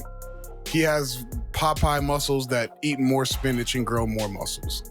And I don't know how to explain it. And no one talks about how his arms didn't look like that a year before. You know what it tells me? It tells me that no senator's son or daughter was watching WCW in '98 because Vince had just got done with that subcommittee about steroids in the WWE. If some congressperson would have saw Scott Steiner in '98, congressional subcommittee hearing tomorrow. Ted Turner, Eric Bischoff, Scott Steiner, get your ass over here. What are we doing over there, guys? What are we doing? Because not only is this not natural, these muscles look illegal. I'm not even worried about the steroids. Just the muscles alone look illegal. Like if his muscles look like that, he needs to be in the military because that might actually be Captain America. Yeah, I can see that because you just got to see him in real time. And the thing about it was Scott Steiner was still really fast the way he was before the juice. And that that is true because he looked like he could barely move after he started, hitting the juice and shit like that. He looked like really it, but he could still really move, which was crazy. Not surprised. Yeah, he could. I'm not surprised. Shout out to Scott Steiner, big bad booty daddy. University of Michigan alum. Scott Steiner. He was a University of Michigan. I know him and his brother, yeah, all Americans at Michigan. I'm not surprised about the all American part. Not in the slightest. Bad boys. Holla if you hear that. I feel you. Graps. Yeah, Sean, you gotta stop distracting us so much. What were we even talking about? You invited me on this show with just you this week, and you're blaming me. There's no E to keep us in check or BA to throw us off of. I can't blame myself. What? No. You gotta blame. You look. Can't blame anybody. This is where we are. This is just where we are, ladies and gentlemen. Facts. Right. See, look, we were talking about NXT and we ended up on fucking Scott Steiner. Hey. Without even bringing up Braun Breaker. I was going to say, his nephew had a match. Exactly. Without even bringing up Braun Breaker. Relatively quickly. And then, shout out to E-Ray. Cannot join us this week. But Franks and Baines. Von Wagner is back, ladies and gentlemen. Did you ever think you would pop for Von Wagner? No, I did not. So ready for Vaughn to put Braun through a table so we can get BA that shirt. So we can get one for BA's entire family. I think BA should have to send it out as Christmas cards, if I'm being honest with you. He just has to wear it in the Christmas cards. No, the whole family should be wearing it in the Christmas cards. Even the kids? Yeah. Von Wagner merch? Yeah. And BA's punishment for this is not only does he have to wear the shirt, but he has to deal with how upset his wife is at him for making her take the picture in these shirts. That'd be hilarious. We got to do that. That is BA's punishment. Yes. To have to explain to this BA. Have to explain to his lovely wife why everybody's dressing I Got Table t-shirts for the Christmas card. And for the Christmas cards, matching pajamas, except the tops are Von Wagner t-shirts. Matching Von Wagner t-shirts. And you all have to be sitting on a table. That is the Christmas card. Absolutely. Beautiful. Love it. It would be beautiful. So what do you think? Do you think they're going to change Vaughn's gimmick going forward? Is he going to move slower? Because he got his fucking head crushed. Yeah. I mean, he was already pretty close to Neanderthal as it was. Are they going to is he just going to be a rage monster sometimes? Or is he just going to come back healthy and then beat up Braun? You remember the gimmick Carl Anderson had in the early 2000s? Vaguely. So it was Jesse and Festus.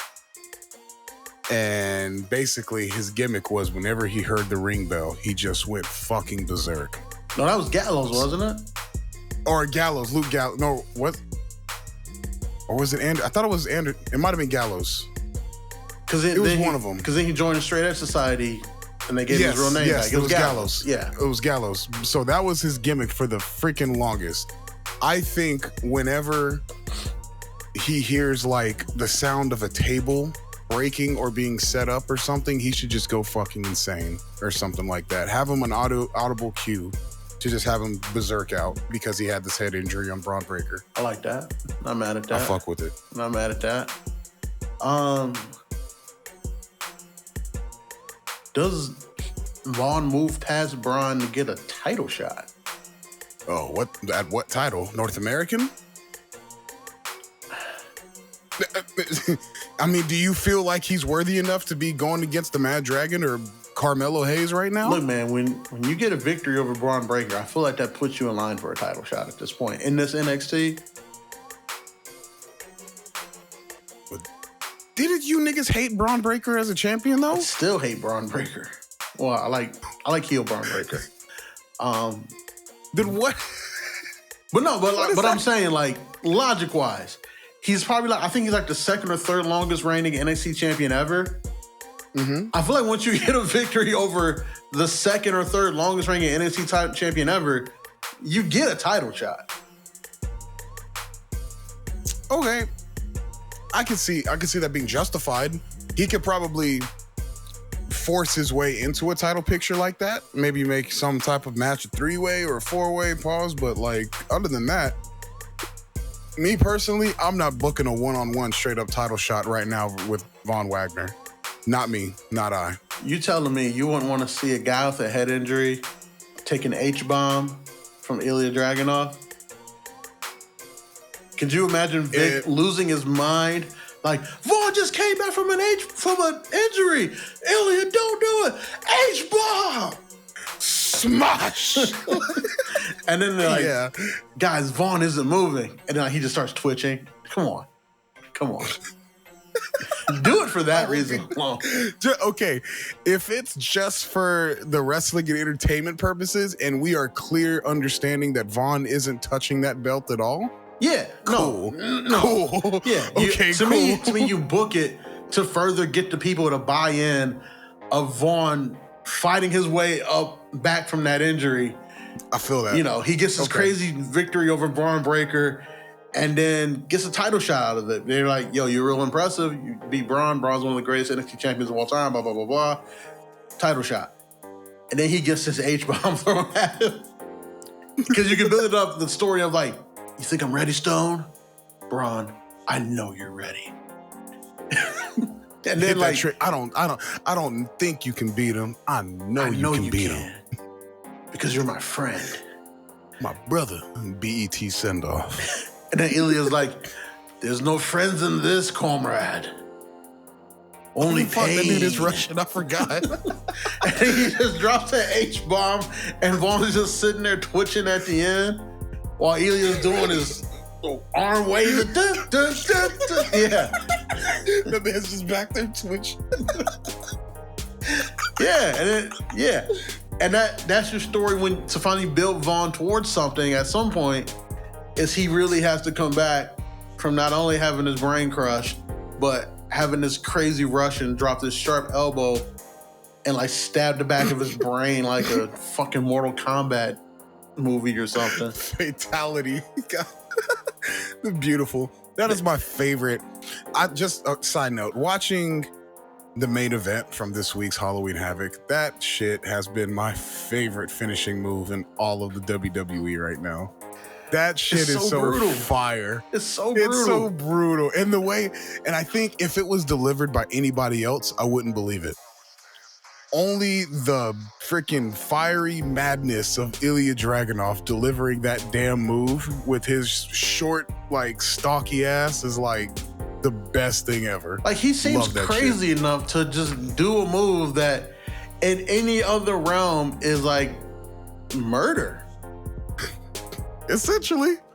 There are plenty of wrestling moves I've seen done in street fights, and I'm like, oh snap, That would hurt and be useful in a street fight. That H-bomb, no. You do that, attempted murder charges at best. I've seen pedigrees, super kicks, white noises, all in street fights. You hit a nigga with an H-bomb off the top of the car, you are sending him to his Lord and Savior as soon as that elbow connects to his skin, bro. It's a wrap. It's a wrap. It's a wrap. I've seen a nigga hit a pop-up power bomb in a street fight before. That's insanity. Yeah. That's insanity. That H-bomb is like an elbow with a switch on it. No. You're done after that. So trilogies of matches. Where does this main event rank? Where does this rank? I mean, me personally, in all the trilogies that I've seen with my own eyes, I haven't seen that many. Like, watched all of them. Mm-hmm. Haven't seen that many. This is going to be top 10.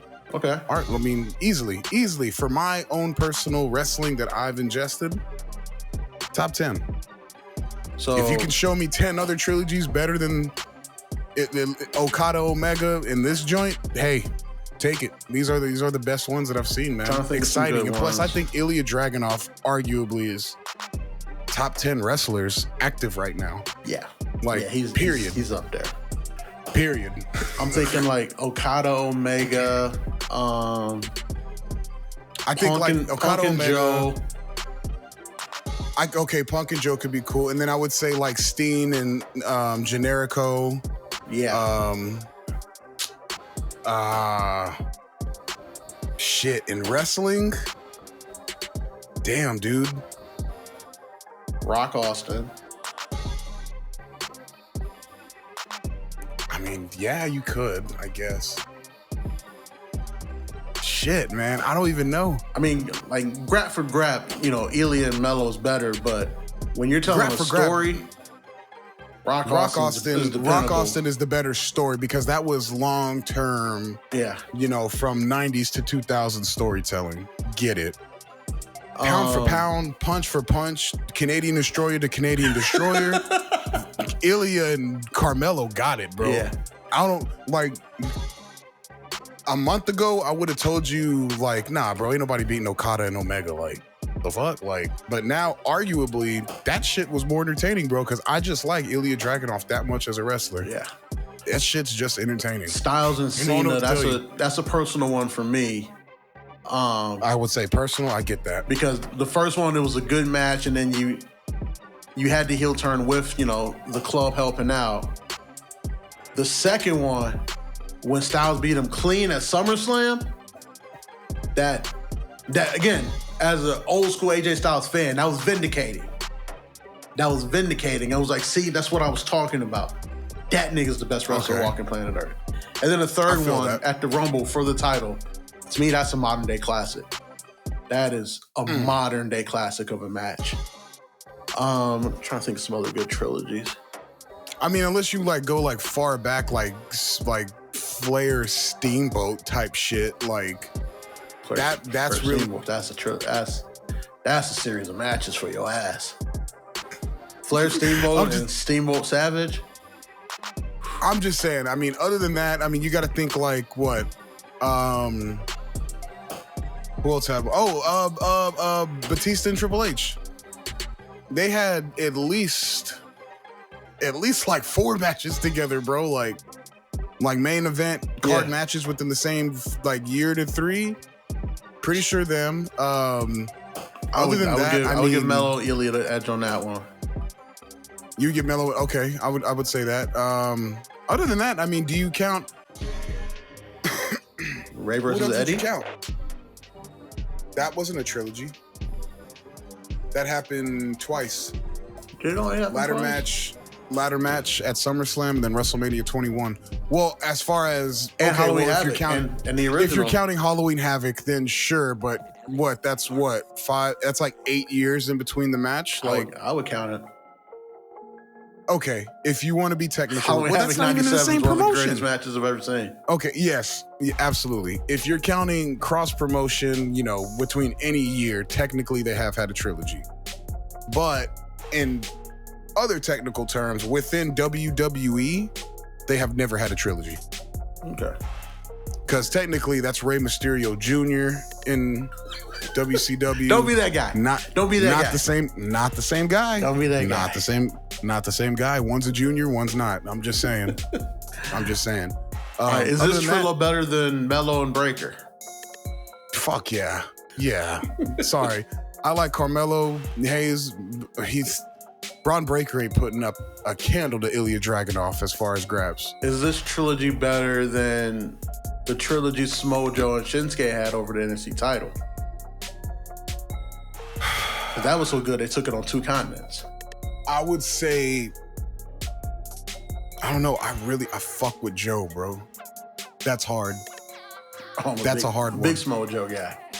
I've always loved Samoa Joe because I saw that motherfucker back in early Impact when he was still young, bro. Before he got abducted by ninjas and shit. I fuck with Samoa Joe. I don't know. I guess just because of the freshness, my mind is thinking Ilya and Carmelo. Just because I literally just watched it like an hour before we recorded this, so yeah, I've rewatched that match at least 3 times today. It's been fire, bro. I just put it in the back while I work at home. Sorry. So it's just a fire match.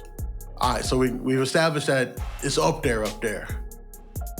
How did you feel when Trick Williams came out?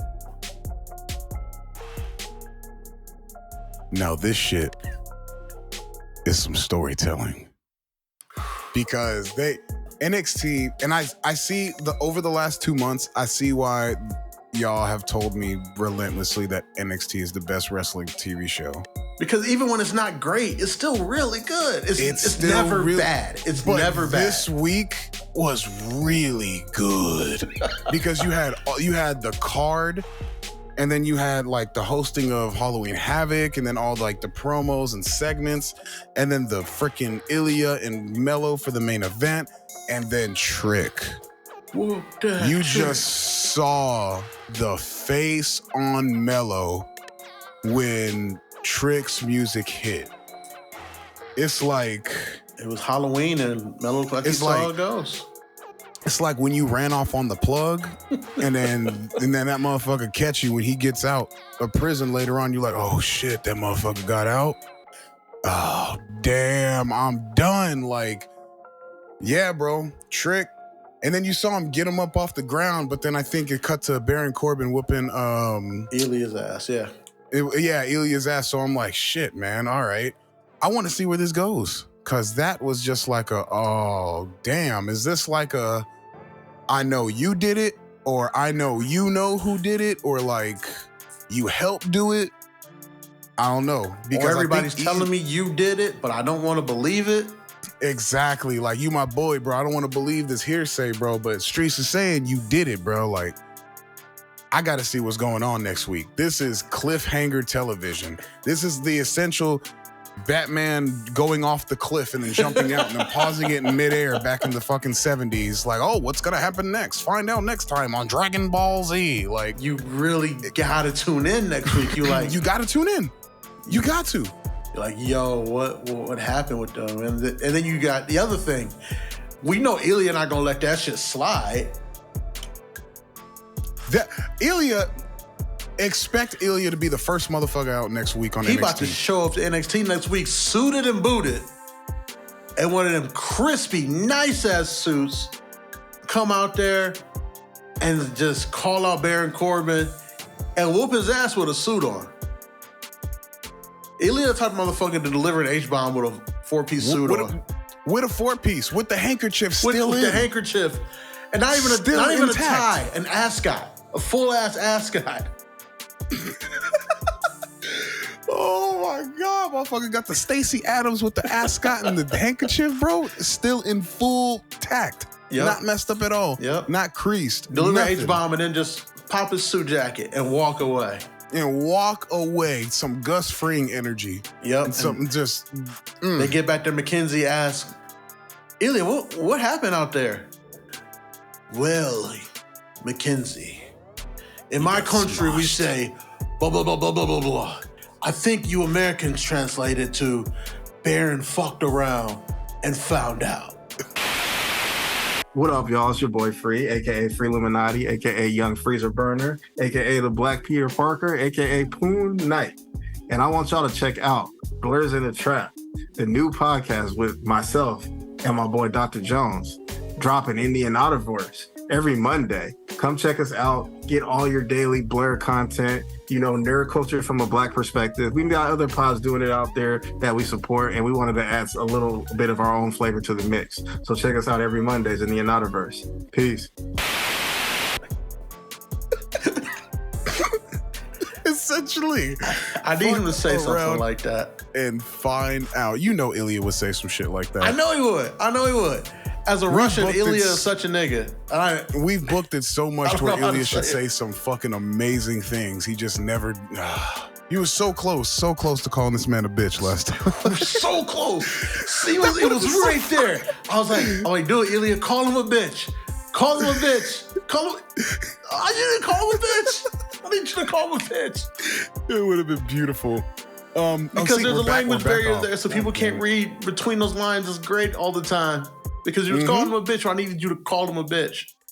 Exactly. I just need him to straight up call him a bitch. And you should have done it in your language too, so they couldn't bleep it out because standards and practices didn't have enough time to look up what bitch was in Russian.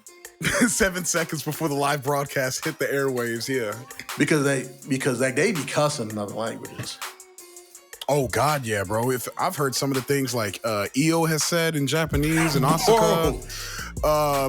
I'm just like, Jesus, y'all saying they that? let them some of the fly Spanish in things other languages. Like, bro, I remember Sami Zayn cut this promo. I was just thinking that. I think he said something. Jesus Christ. Was it French or was it Arabic? It was in French. It was in French. He cut that French promo, and boy, they translated that joint online, and everybody was just like, yo, Sami Zayn was dropping bombs on live TV, and they couldn't do nothing about it.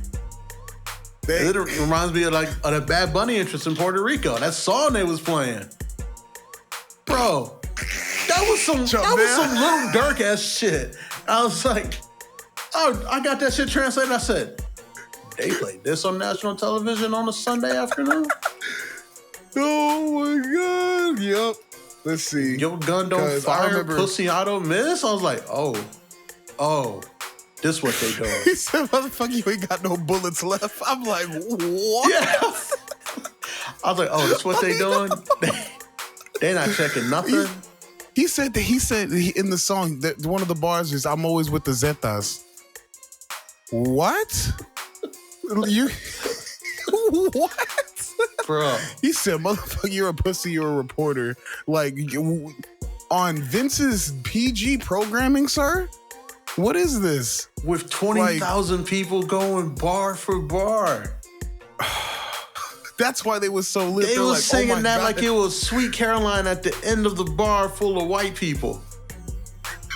They singing Chambea like Sweet Caroline. They was. Talking about something you ain't got no bullets, pull it, motherfucker. I was like, yo. I see why that boy came out in his entrance just so like, like I would be lit too if that was playing behind me, bro. Chest poked all the way out. Like, bro, you imagine just like some fucking like some prime Cameron playing while you walking out, bro. Don't play the Dipset anthem while I'm walking out. That reminds me. One tear just gonna roll down my eye, but I'm gonna be ready to do anything. I gotta post that Cody edit where he had the Dipset playing for his intro. That is great. I know you know what I'm talking about. Yes, please send that in the chat. That is great. That is great. Shit. Oh man, remember when we said we wanted this pod to be an hour? Oh God, what are we at? We're at 140. It's fine. Oh, dub. It's fine. Have we just been talking back and forth that long? Jesus Christ. Yeah. But I'm so sorry. Oh, we're having fun. We're having fun. That being said, it's time to do some picks for Crown Jewel, Saudi Blood Money 7. Coming your way Saturday at 1 p.m. Are you ready, brother? All right. Yep. I have the card up here. We're good. So, first match on the card. Sami Zayn versus Big Head McDonough. in a singles match. Sound like that's probably going to be on the pre-show. Not going to lie, shocked Sami Zayn is going over there considering everything that's going on right now. Yeah. But yeah, I'm picking Sami to win this match. I'm picking Sami too, because I want to cause. It's gonna cause some frustration in old Big Head to go fuck with somebody else's match later and get the Judgment Day a win. So that's what I'm going with. All right, so Pez Dispenser Head loses. Got it. Mm-hmm. Yes, sir. Next match on this card. Wow, Wikipedia has it all out of order. Fuck it. Seth freaking Rollins versus Drew McIntyre, World Heavyweight Championship. Tell me why Seth is winning this. I already told you why Seth is winning this. I explained it already. Because Drew is going to go heel at the end? Because Drew's going to heel out. And Drew has to heel off. There's no point for you to tease broken dreams, take away your sword, and start putting on the jacket again and kind of being a tweener if you're not going to turn heel. Okay. What's the point of you doing all of this if you're not going to turn heel? I like it. It's pointless to me. Absolutely pointless. All right, so Seth wins there. Seth, all the way. Does Damian cash in on Seth? If everything goes to plan, I think they'll tease it. We got to see how the night goes because what order is the card actually in if this is out of order? Because if you're talking about, this has to be what? This has to, because Roman Reigns is fighting. So you think it's going to close over Roman? Over Roman? Roman does have a match. Yeah, right. Roman and LA Knight. I was about to say, are you sure, bro? No, yeah, it doesn't close. It doesn't close. This is either second to last or third to last. Either one. Third to last. You think third to last, have a blow off match, and then put another? No, you just stagger the championship matches. Yeah, that's what I meant. You don't want to have both of them both championships back to back. No, I mean all four, all four world titles. Oh, women's, men's, women, men. Oh, I see what you're saying. Yeah. Okay. Yeah, I forgot. Oh man, all the championships are being defended here. Jesus Christ, I forgot about that. Except the tag titles. Except the tag titles and the IC title. Intercontinental. Yeah, tag titles and Intercontinental. Okay. Ring General's chilling. All right, next up we got Rhea Ripley versus Nia Jax versus Shayna Baszler versus Zoe Stark versus Big Back Pose. Sean, tell me why you were picking Zoe Stark to win this match. Go. I actually wanted Big Back Pose to win it. Not even gonna lie. Just to see E fall into despair. Just to piss off E-Ray. Cobra back. I want her. What I really want to happen is her to turn the title around and her to do the pose right under the title, on her back and shit like that. I just want to see it 1 week and then she can lose it to fucking, I don't care, JC Jane or something. Who cares? I literally don't care who picks it off of her. Just anybody take it, please. After that, but no, in all actuality, I feel like Rhea's gonna retain. I do too. No reason for her to lose. Who does she pin? Nia.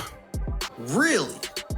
I feel like Riptide to Nia Jax wins Riptide to Nia Jax. Clean pin. No shenanigans. Yeah, I would have her pin Shayna. I wouldn't have her pin Shayna because I want Shayna to be in a one-on-one program with Rhea within the next 6 months. I think she deserves that. I think I do too, but looking at who else is in this match, I think they love Zoe. I think they love Back Pose for some strange reason. It's not what y'all are so weird on her. I'll explain that later. But yeah. And you don't bring Nia Jax back unless you have plans for her. And that leaves Shayna the odd woman out in this match, in my opinion. That's why I think Rhea would put the pin on her. See, I have a different thinking about that. I think people already hate Nia Jax. She's already embarrassed herself. You're not going to have her booked to win many matches. Go ahead and have her take the pin here. Why the fuck not? It's not going to hurt her anymore. She's already a giant. Giants are universally protected in WWE almost. A giant can get pinned in 5 seconds and then turn around next month, and depending on how you play it up, they can still squash somebody. Yeah. It's just how it is in WWE. I feel like Nia Jax should take the pin, but that's also just because I don't personally like her. So it's whatever. All right. Next match, according to Wikipedia, we got the Tribal Chief, Roman Reigns, versus L.A. Knight. Yeah. Yeah. Let's be real. Roman's not losing that belt. As much as I love LA Knight, no. That's LA Knight's been one of our favorite things collectively in wrestling since like, and it's to the time to where we have to call and predict one of his world heavyweight or world title matches, and he's gonna lose. He's gonna lose. I think since the preview to that War Games match he was in when he was on Team Black and Gold, when he cut that promo in there, that's when I was like, oh, this guy got it. I was like, oh, because it was starting to click. It was starting to click. And I was like, from there, I was like, oh, he got it. This is it. This is it.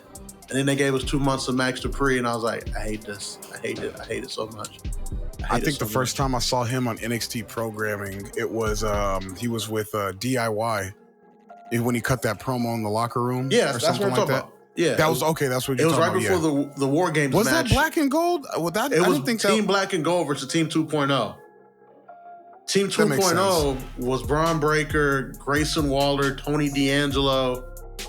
Oh yeah, and then it was DIY, LA Knight, and can't remember. But yeah, that was the exact one. Yes. Okay, so that was the first time I've ever saw him in NXT.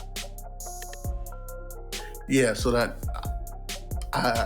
LA Knight's had it since then, but he ain't got it. He ain't got it against Roman.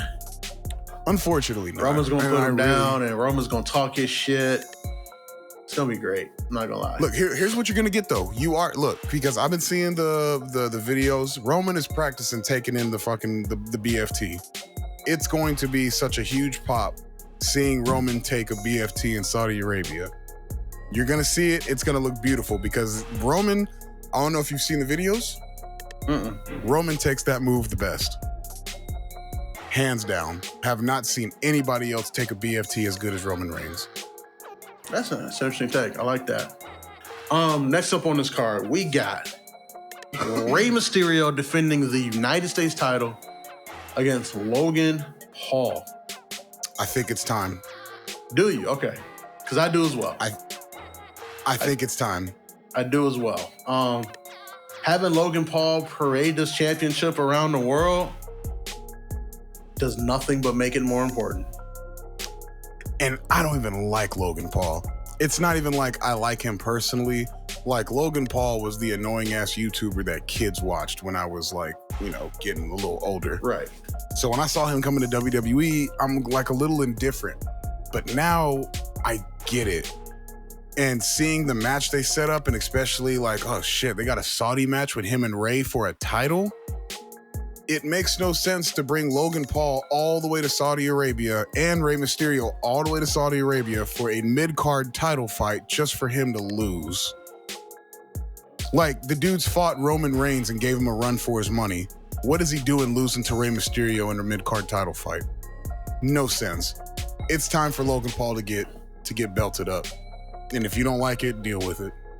Logan Paul he's really good at wrestling.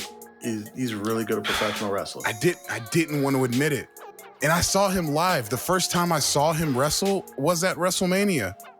And the dude was phenomenal. And I didn't even want to say it. I was just like, man, whatever. Yeah, fluke. We saw him at Survivor Series. So that was my first time seeing him in person. He's really good at professional wrestling. He's better at professional wrestling than anything else he does. He's stupidly good at professional wrestling, and I don't understand why. Why are you this good? Like, don't get me wrong. I'm not saying he's perfect. He has a little bit of polishing on the mic to do. His in-ring philosophy is a little bit more to do, and he needs to get a little bit, just more polished overall and everything. But to the point where he's at, I mean, you're making dudes that have been on the indies for 10 years look like you're neck and neck with them, bro. Like, that's stupid. For someone who's never done this before, props to Logan Paul, because I've seen how hard wrestling is and what you need to be a wrestler. He just picked it up like that. Got it. Some people just get it. he got the physical part of it. He got the physical part of it very well. Other people get the character part of it and the mental part of it. He got the hardest part, which is the physical, because his body's in good shape. He's young. He's agile. You can throw him anywhere from a tag team to the first match of the night to the main event of the night, and the dude's gonna put on a match. Promo too. He can cut a promo. Yeah, he's been talking on mics his whole life. He's been talking on mics and cameras his whole life. He ain't scared of it. All you need to do is a little bit of improvising, and know how to piss off a wrestling crowd as a heel, because you already know how to piss off a human just being you. Yeah. Now add in the specific wrestling crowd. Beautiful. All right, next up we got the guy who used to tag team groupies with his best friend on the road. Of course, I'm talking about Senor and Money in the Bank.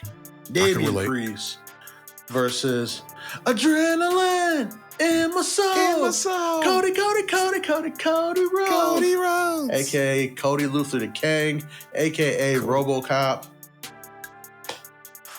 Cody Rhodes win this match, right? There's no reason for Cody to lose anything at all, ever. Damian's winning this, bro. Really? Yeah. Really?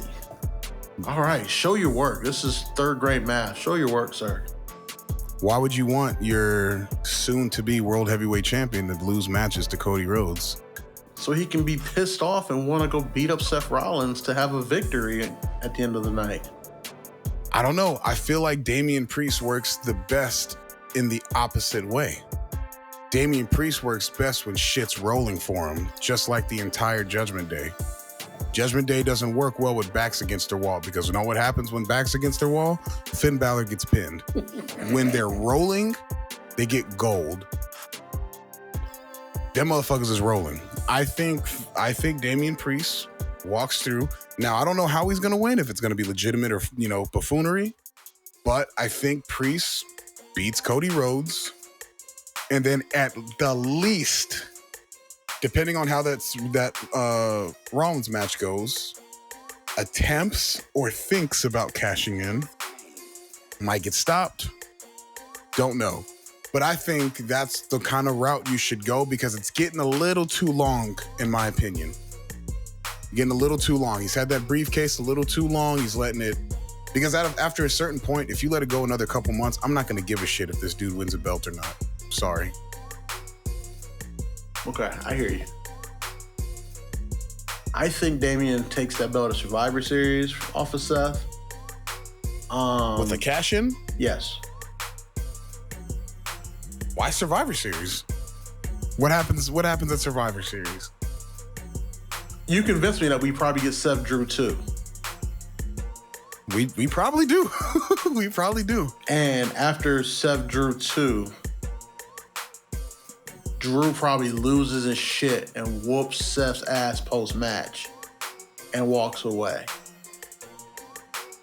Leaving the remains for Priest? There it is. And then Seth can take his broken back home through Christmas and maybe pop up at the Rumble, maybe not. Seth needs some time off.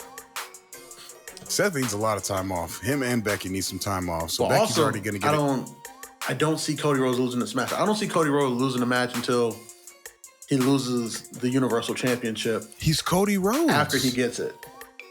He's Cody fucking Rhodes, bro. I know. He can lose a match. Cody Rhodes can afford to lose a match. Cody Rhodes is the workhorse wrestler. Cody Rhodes isn't the perfectionist. I'm not saying he can't afford to lose a match. I'm just saying I can't see Cody losing a match for a long time. I can see why one would see that and feel that way. Me personally, I have always preached with Cody coming back to the WWE. I always preached he is going to think like Dusty. And so far, I've been right. When motherfuckers were like, he's gonna win at Mania. No, he ain't. I always knew Cody wasn't winning at Mania. Still think he should have won. Because why? He's got the spirit of Dusty fucking Rhodes. Still think he should have won at Mania. But then again, I also think Jay should have won at SummerSlam. Oh no, Jay, no. God, no. I think that don't get me wrong, still love what they're doing with Cody, but I think they missed out because WWE says they're always about moments. I think they missed out on moments. You talking about Cody coming back home as the prodigal son, beating one of Dusty's kids 3 times in a row, tearing his titty, having to come back from the torn titty, winning the Rumble, and then winning the belt his daddy never won at the grandest stage of them all. That's a moment. That's a moment. That's a moment. And then you go to the other moment. Jay been taking abuse for 2.5 years. He finally stood up for himself. And Sean, we was there. That crowd was behind Jay Uso. It felt like it was time. It felt like the bloodline was crumbling around Roman, and you were like, this feels like it could be it. And it would have been a moment. But I'm telling you that fucking place would have shown on the Richter scale had he won at SummerSlam. And instead we all looked deflated. That's why I say I knew he wasn't going to win, because if Jay Uso was going to be booked to win at SummerSlam, then Sami Zayn should have been booked to win at Elimination Chamber. Hands down, point blank, period. Because Sami's moment and Sami's story was white fucking hot. See, the thing about Sami was, the reason I knew Sami wasn't winning is because they fell into that. The Jay story they told for 2 years. The Cody story they've been telling, well, Cody started writing it on his own once he left, but it's a 15-year story at this point. Especially after they did a great job of framing the entire story with that American Nightmare documentary, which is phenomenal, by the way. Gotta go watch it if you've never seen it. Go watch that, yes. But yeah, that's why I don't see Cody losing a singles match until he drops that Universal Championship next year at Mania. No, next year at Mania or after. Well, I mean, it could be shenanigans as well. Never said it had to be clean. Okay. Cody Rhodes not losing clean. That he could get a protected loss, essentially, just like he did at Mania. That's a protected loss. It hurt, but it's protected. You had somebody interfere and shove his damn thumb down your throat. Pause. It was a protected loss. I feel like Cody can afford. After that loss, I felt betrayed. I feel like Cody can take a protected loss here. Damian go on to get his gold. Then they go into Survivor Series and do their whole shebang in the War Games. And then after that, you need to focus on your Mania story. Whatever you're doing with the Bloodline, whatever you're doing with Roman, whatever you're doing with Jay and Jimmy, that needs to start immediately after Survivor Series. Point blank, period. So here's another reason I would say Cody Rhodes beats Priest. Okay. To give Cody and Jay another shot at those tag titles. You really want to see that? No, but they're talking about it. Okay. And that's a great way for them to do that and then to shoehorn a third team in there. You feel what I'm saying? I feel you. Okay, you could do that. But don't you feel like that would kill too much time that they got to tell stories to set up their, their Survivor Series to their Rumble to their WrestleMania? You can do this at a Raw. Cody beats Priest. He don't give a fuck. Cody beats Priest at Crown Jewel, and then they say, hey, I'll beat Priest. I mean, I think if Jay beats Finn tonight, we should get a title match next week. You know what? You're right. And then, who is it? So Pierce is on Raw. Next thing you know, New Day. Whoa. How come these guys keep getting title shots? What are we doing? We're the longest reigning dub tag team champions all the time. I think we should get a match. And then, shoosh. Next thing you know, you got 4 tag teams fighting for the opportunity. Like a tournament. A tag team triple threat to be inserted into a triple threat tag team match for the Raw tag titles next week. Take those titles off of Finn and Priest. So that way you can get to this breakup. Damian can get that belt.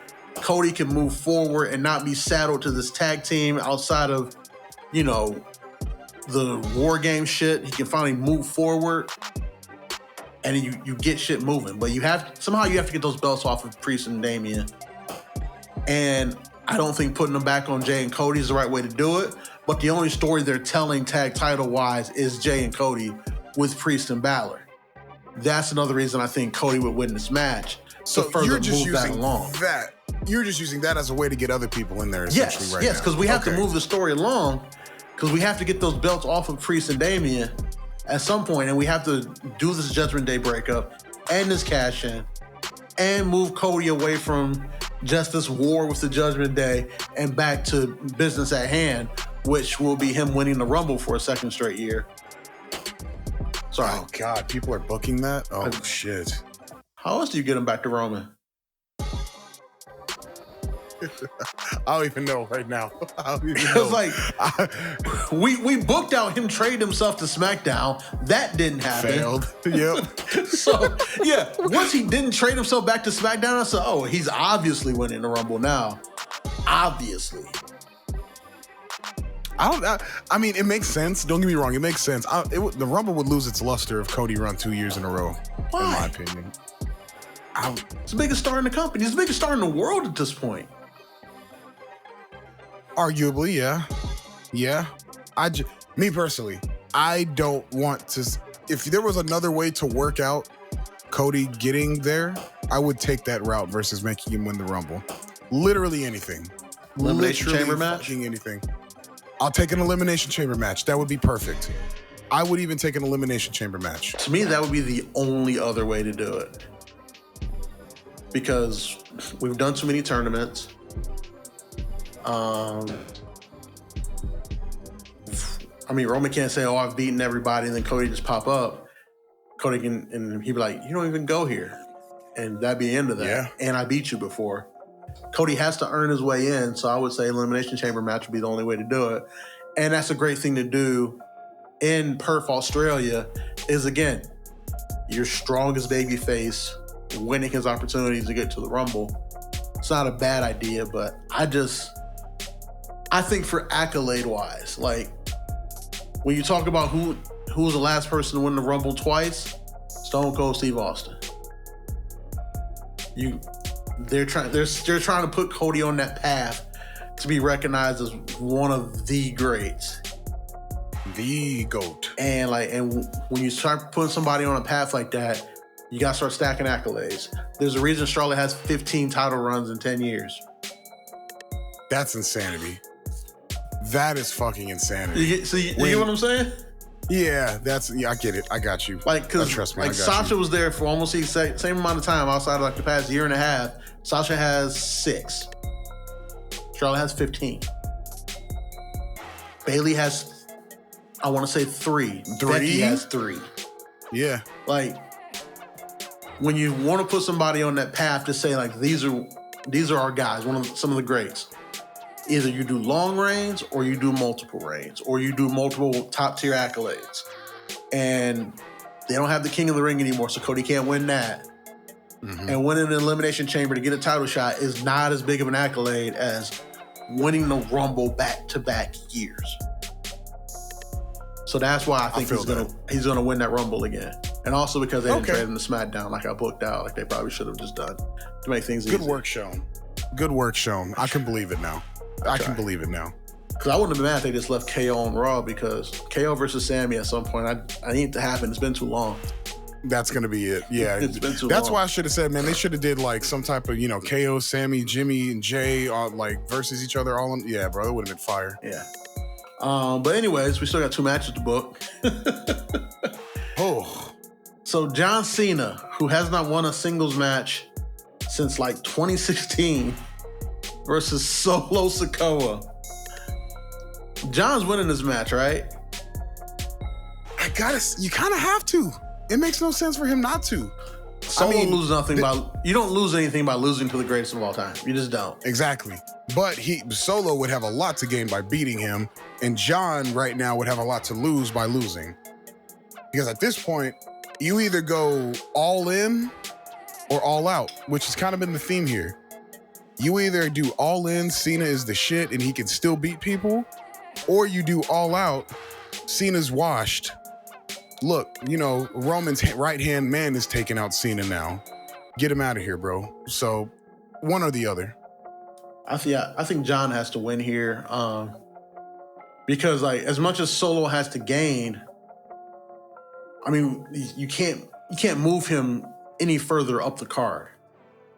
Yeah, not already right now, at least. In the main event scene by standing next to Roman at all times, and obviously he's not going to go against Roman because they've already teased that out and let it go. I mean, don't get me wrong, I would love to see him beat up Logan Paul and take the U.S. title at some point. That would bring me joy, but I don't see them doing it. So that's why I'm picking John to win there. And plus, the Saudi Princess kids probably want to see their hero win a match. Facts. Another reason, I'll take picking John. Cody to win. I'm gonna pick John on this one. And then the last match, we got Io versus Bianca for the WWE Women's Championship match. On this one, I'm going Io, because I don't know. I don't feel like Bianca coming back is in the space like to win this match just off rip. It's kind of weird because she wants to get revenge on all of Damage Control. It makes you wonder that does Bayley try to do something and Io's like, no, I can do it on my own, and then kind of sort of start setting the feud up with that, or does Bianca? Does she win? Does she win with help from Bayley? I don't know. It's a weird thing for me. So I think I'm picking Io to take this one. I don't want to say clean. I think underhanded shit happens to kind of She's in Damage Control, bro. She's in a heel faction. You think this is going to be a clean win? No, I said no. I don't think it's going to be clean. Okay, there we go. Yeah, Io's going to win. Underhanded tactics, thus fueling Bianca's war against Damage Control, because it doesn't look like they're going to break up Damage Control anytime soon. So that's why I'm picking Io there. They got close. They got close a couple of times. Then they felt like they went away from it. I feel like it got made. The decision was made, and then they kind of like went away because they were like, "Oh shit, this happened. Okay, we can't do that." Other than that, I gotta go Io. Yep. Because at this point, if she loses that belt to Bianca, what's the point of even putting it on her in the first place? Exactly. It would seem like a pointless title reign, a waste of time. Why did you take it off of Bianca in the first place? Why put it on her in the first place? Just a bunch of pointlessness. I wouldn't do it. Io has to win. Io has to win. Boom. There it is. And with that, ladies and gentlemen, we went an hour longer than we thought we were going to go. Jesus, how did we go that long? Oh my God. Yeah, almost 2:10. And you know whose fault it is. This is all E-Ray's fault. It's all E's fault. It's all E-Ray's fault. When you leave the Graps bros to their own devices, this is what happens. Sean, tell the people where they can find you on all these socials and whatnot, and we'll get the fuck up out of here. Oh yeah, we need to do that. So right now it's at Twitter at Fourth Rope. You can find me every Wednesday on the BA Show. Occasionally here Fridays, bucking the territory. Sometimes just with Dub. Sometimes it's the Beige Brigade.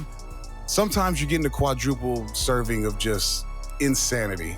On Instagram, Wiseman LNB. It is currently under construction. Haven't added everything to it yet, so give it some time. But I'm a very hard man to find, so if you can contact me, hey, get at me. There it is. And ladies and gentlemen, if you guys are looking for me, every Tuesday, new episodes of the Embrace the Turn Up podcast. We rolling. And other than that, hit that follow button on ADUB1220 on everything. On Threads, on Twitter X, on X videos. What? On Instagram. What? I'm everywhere.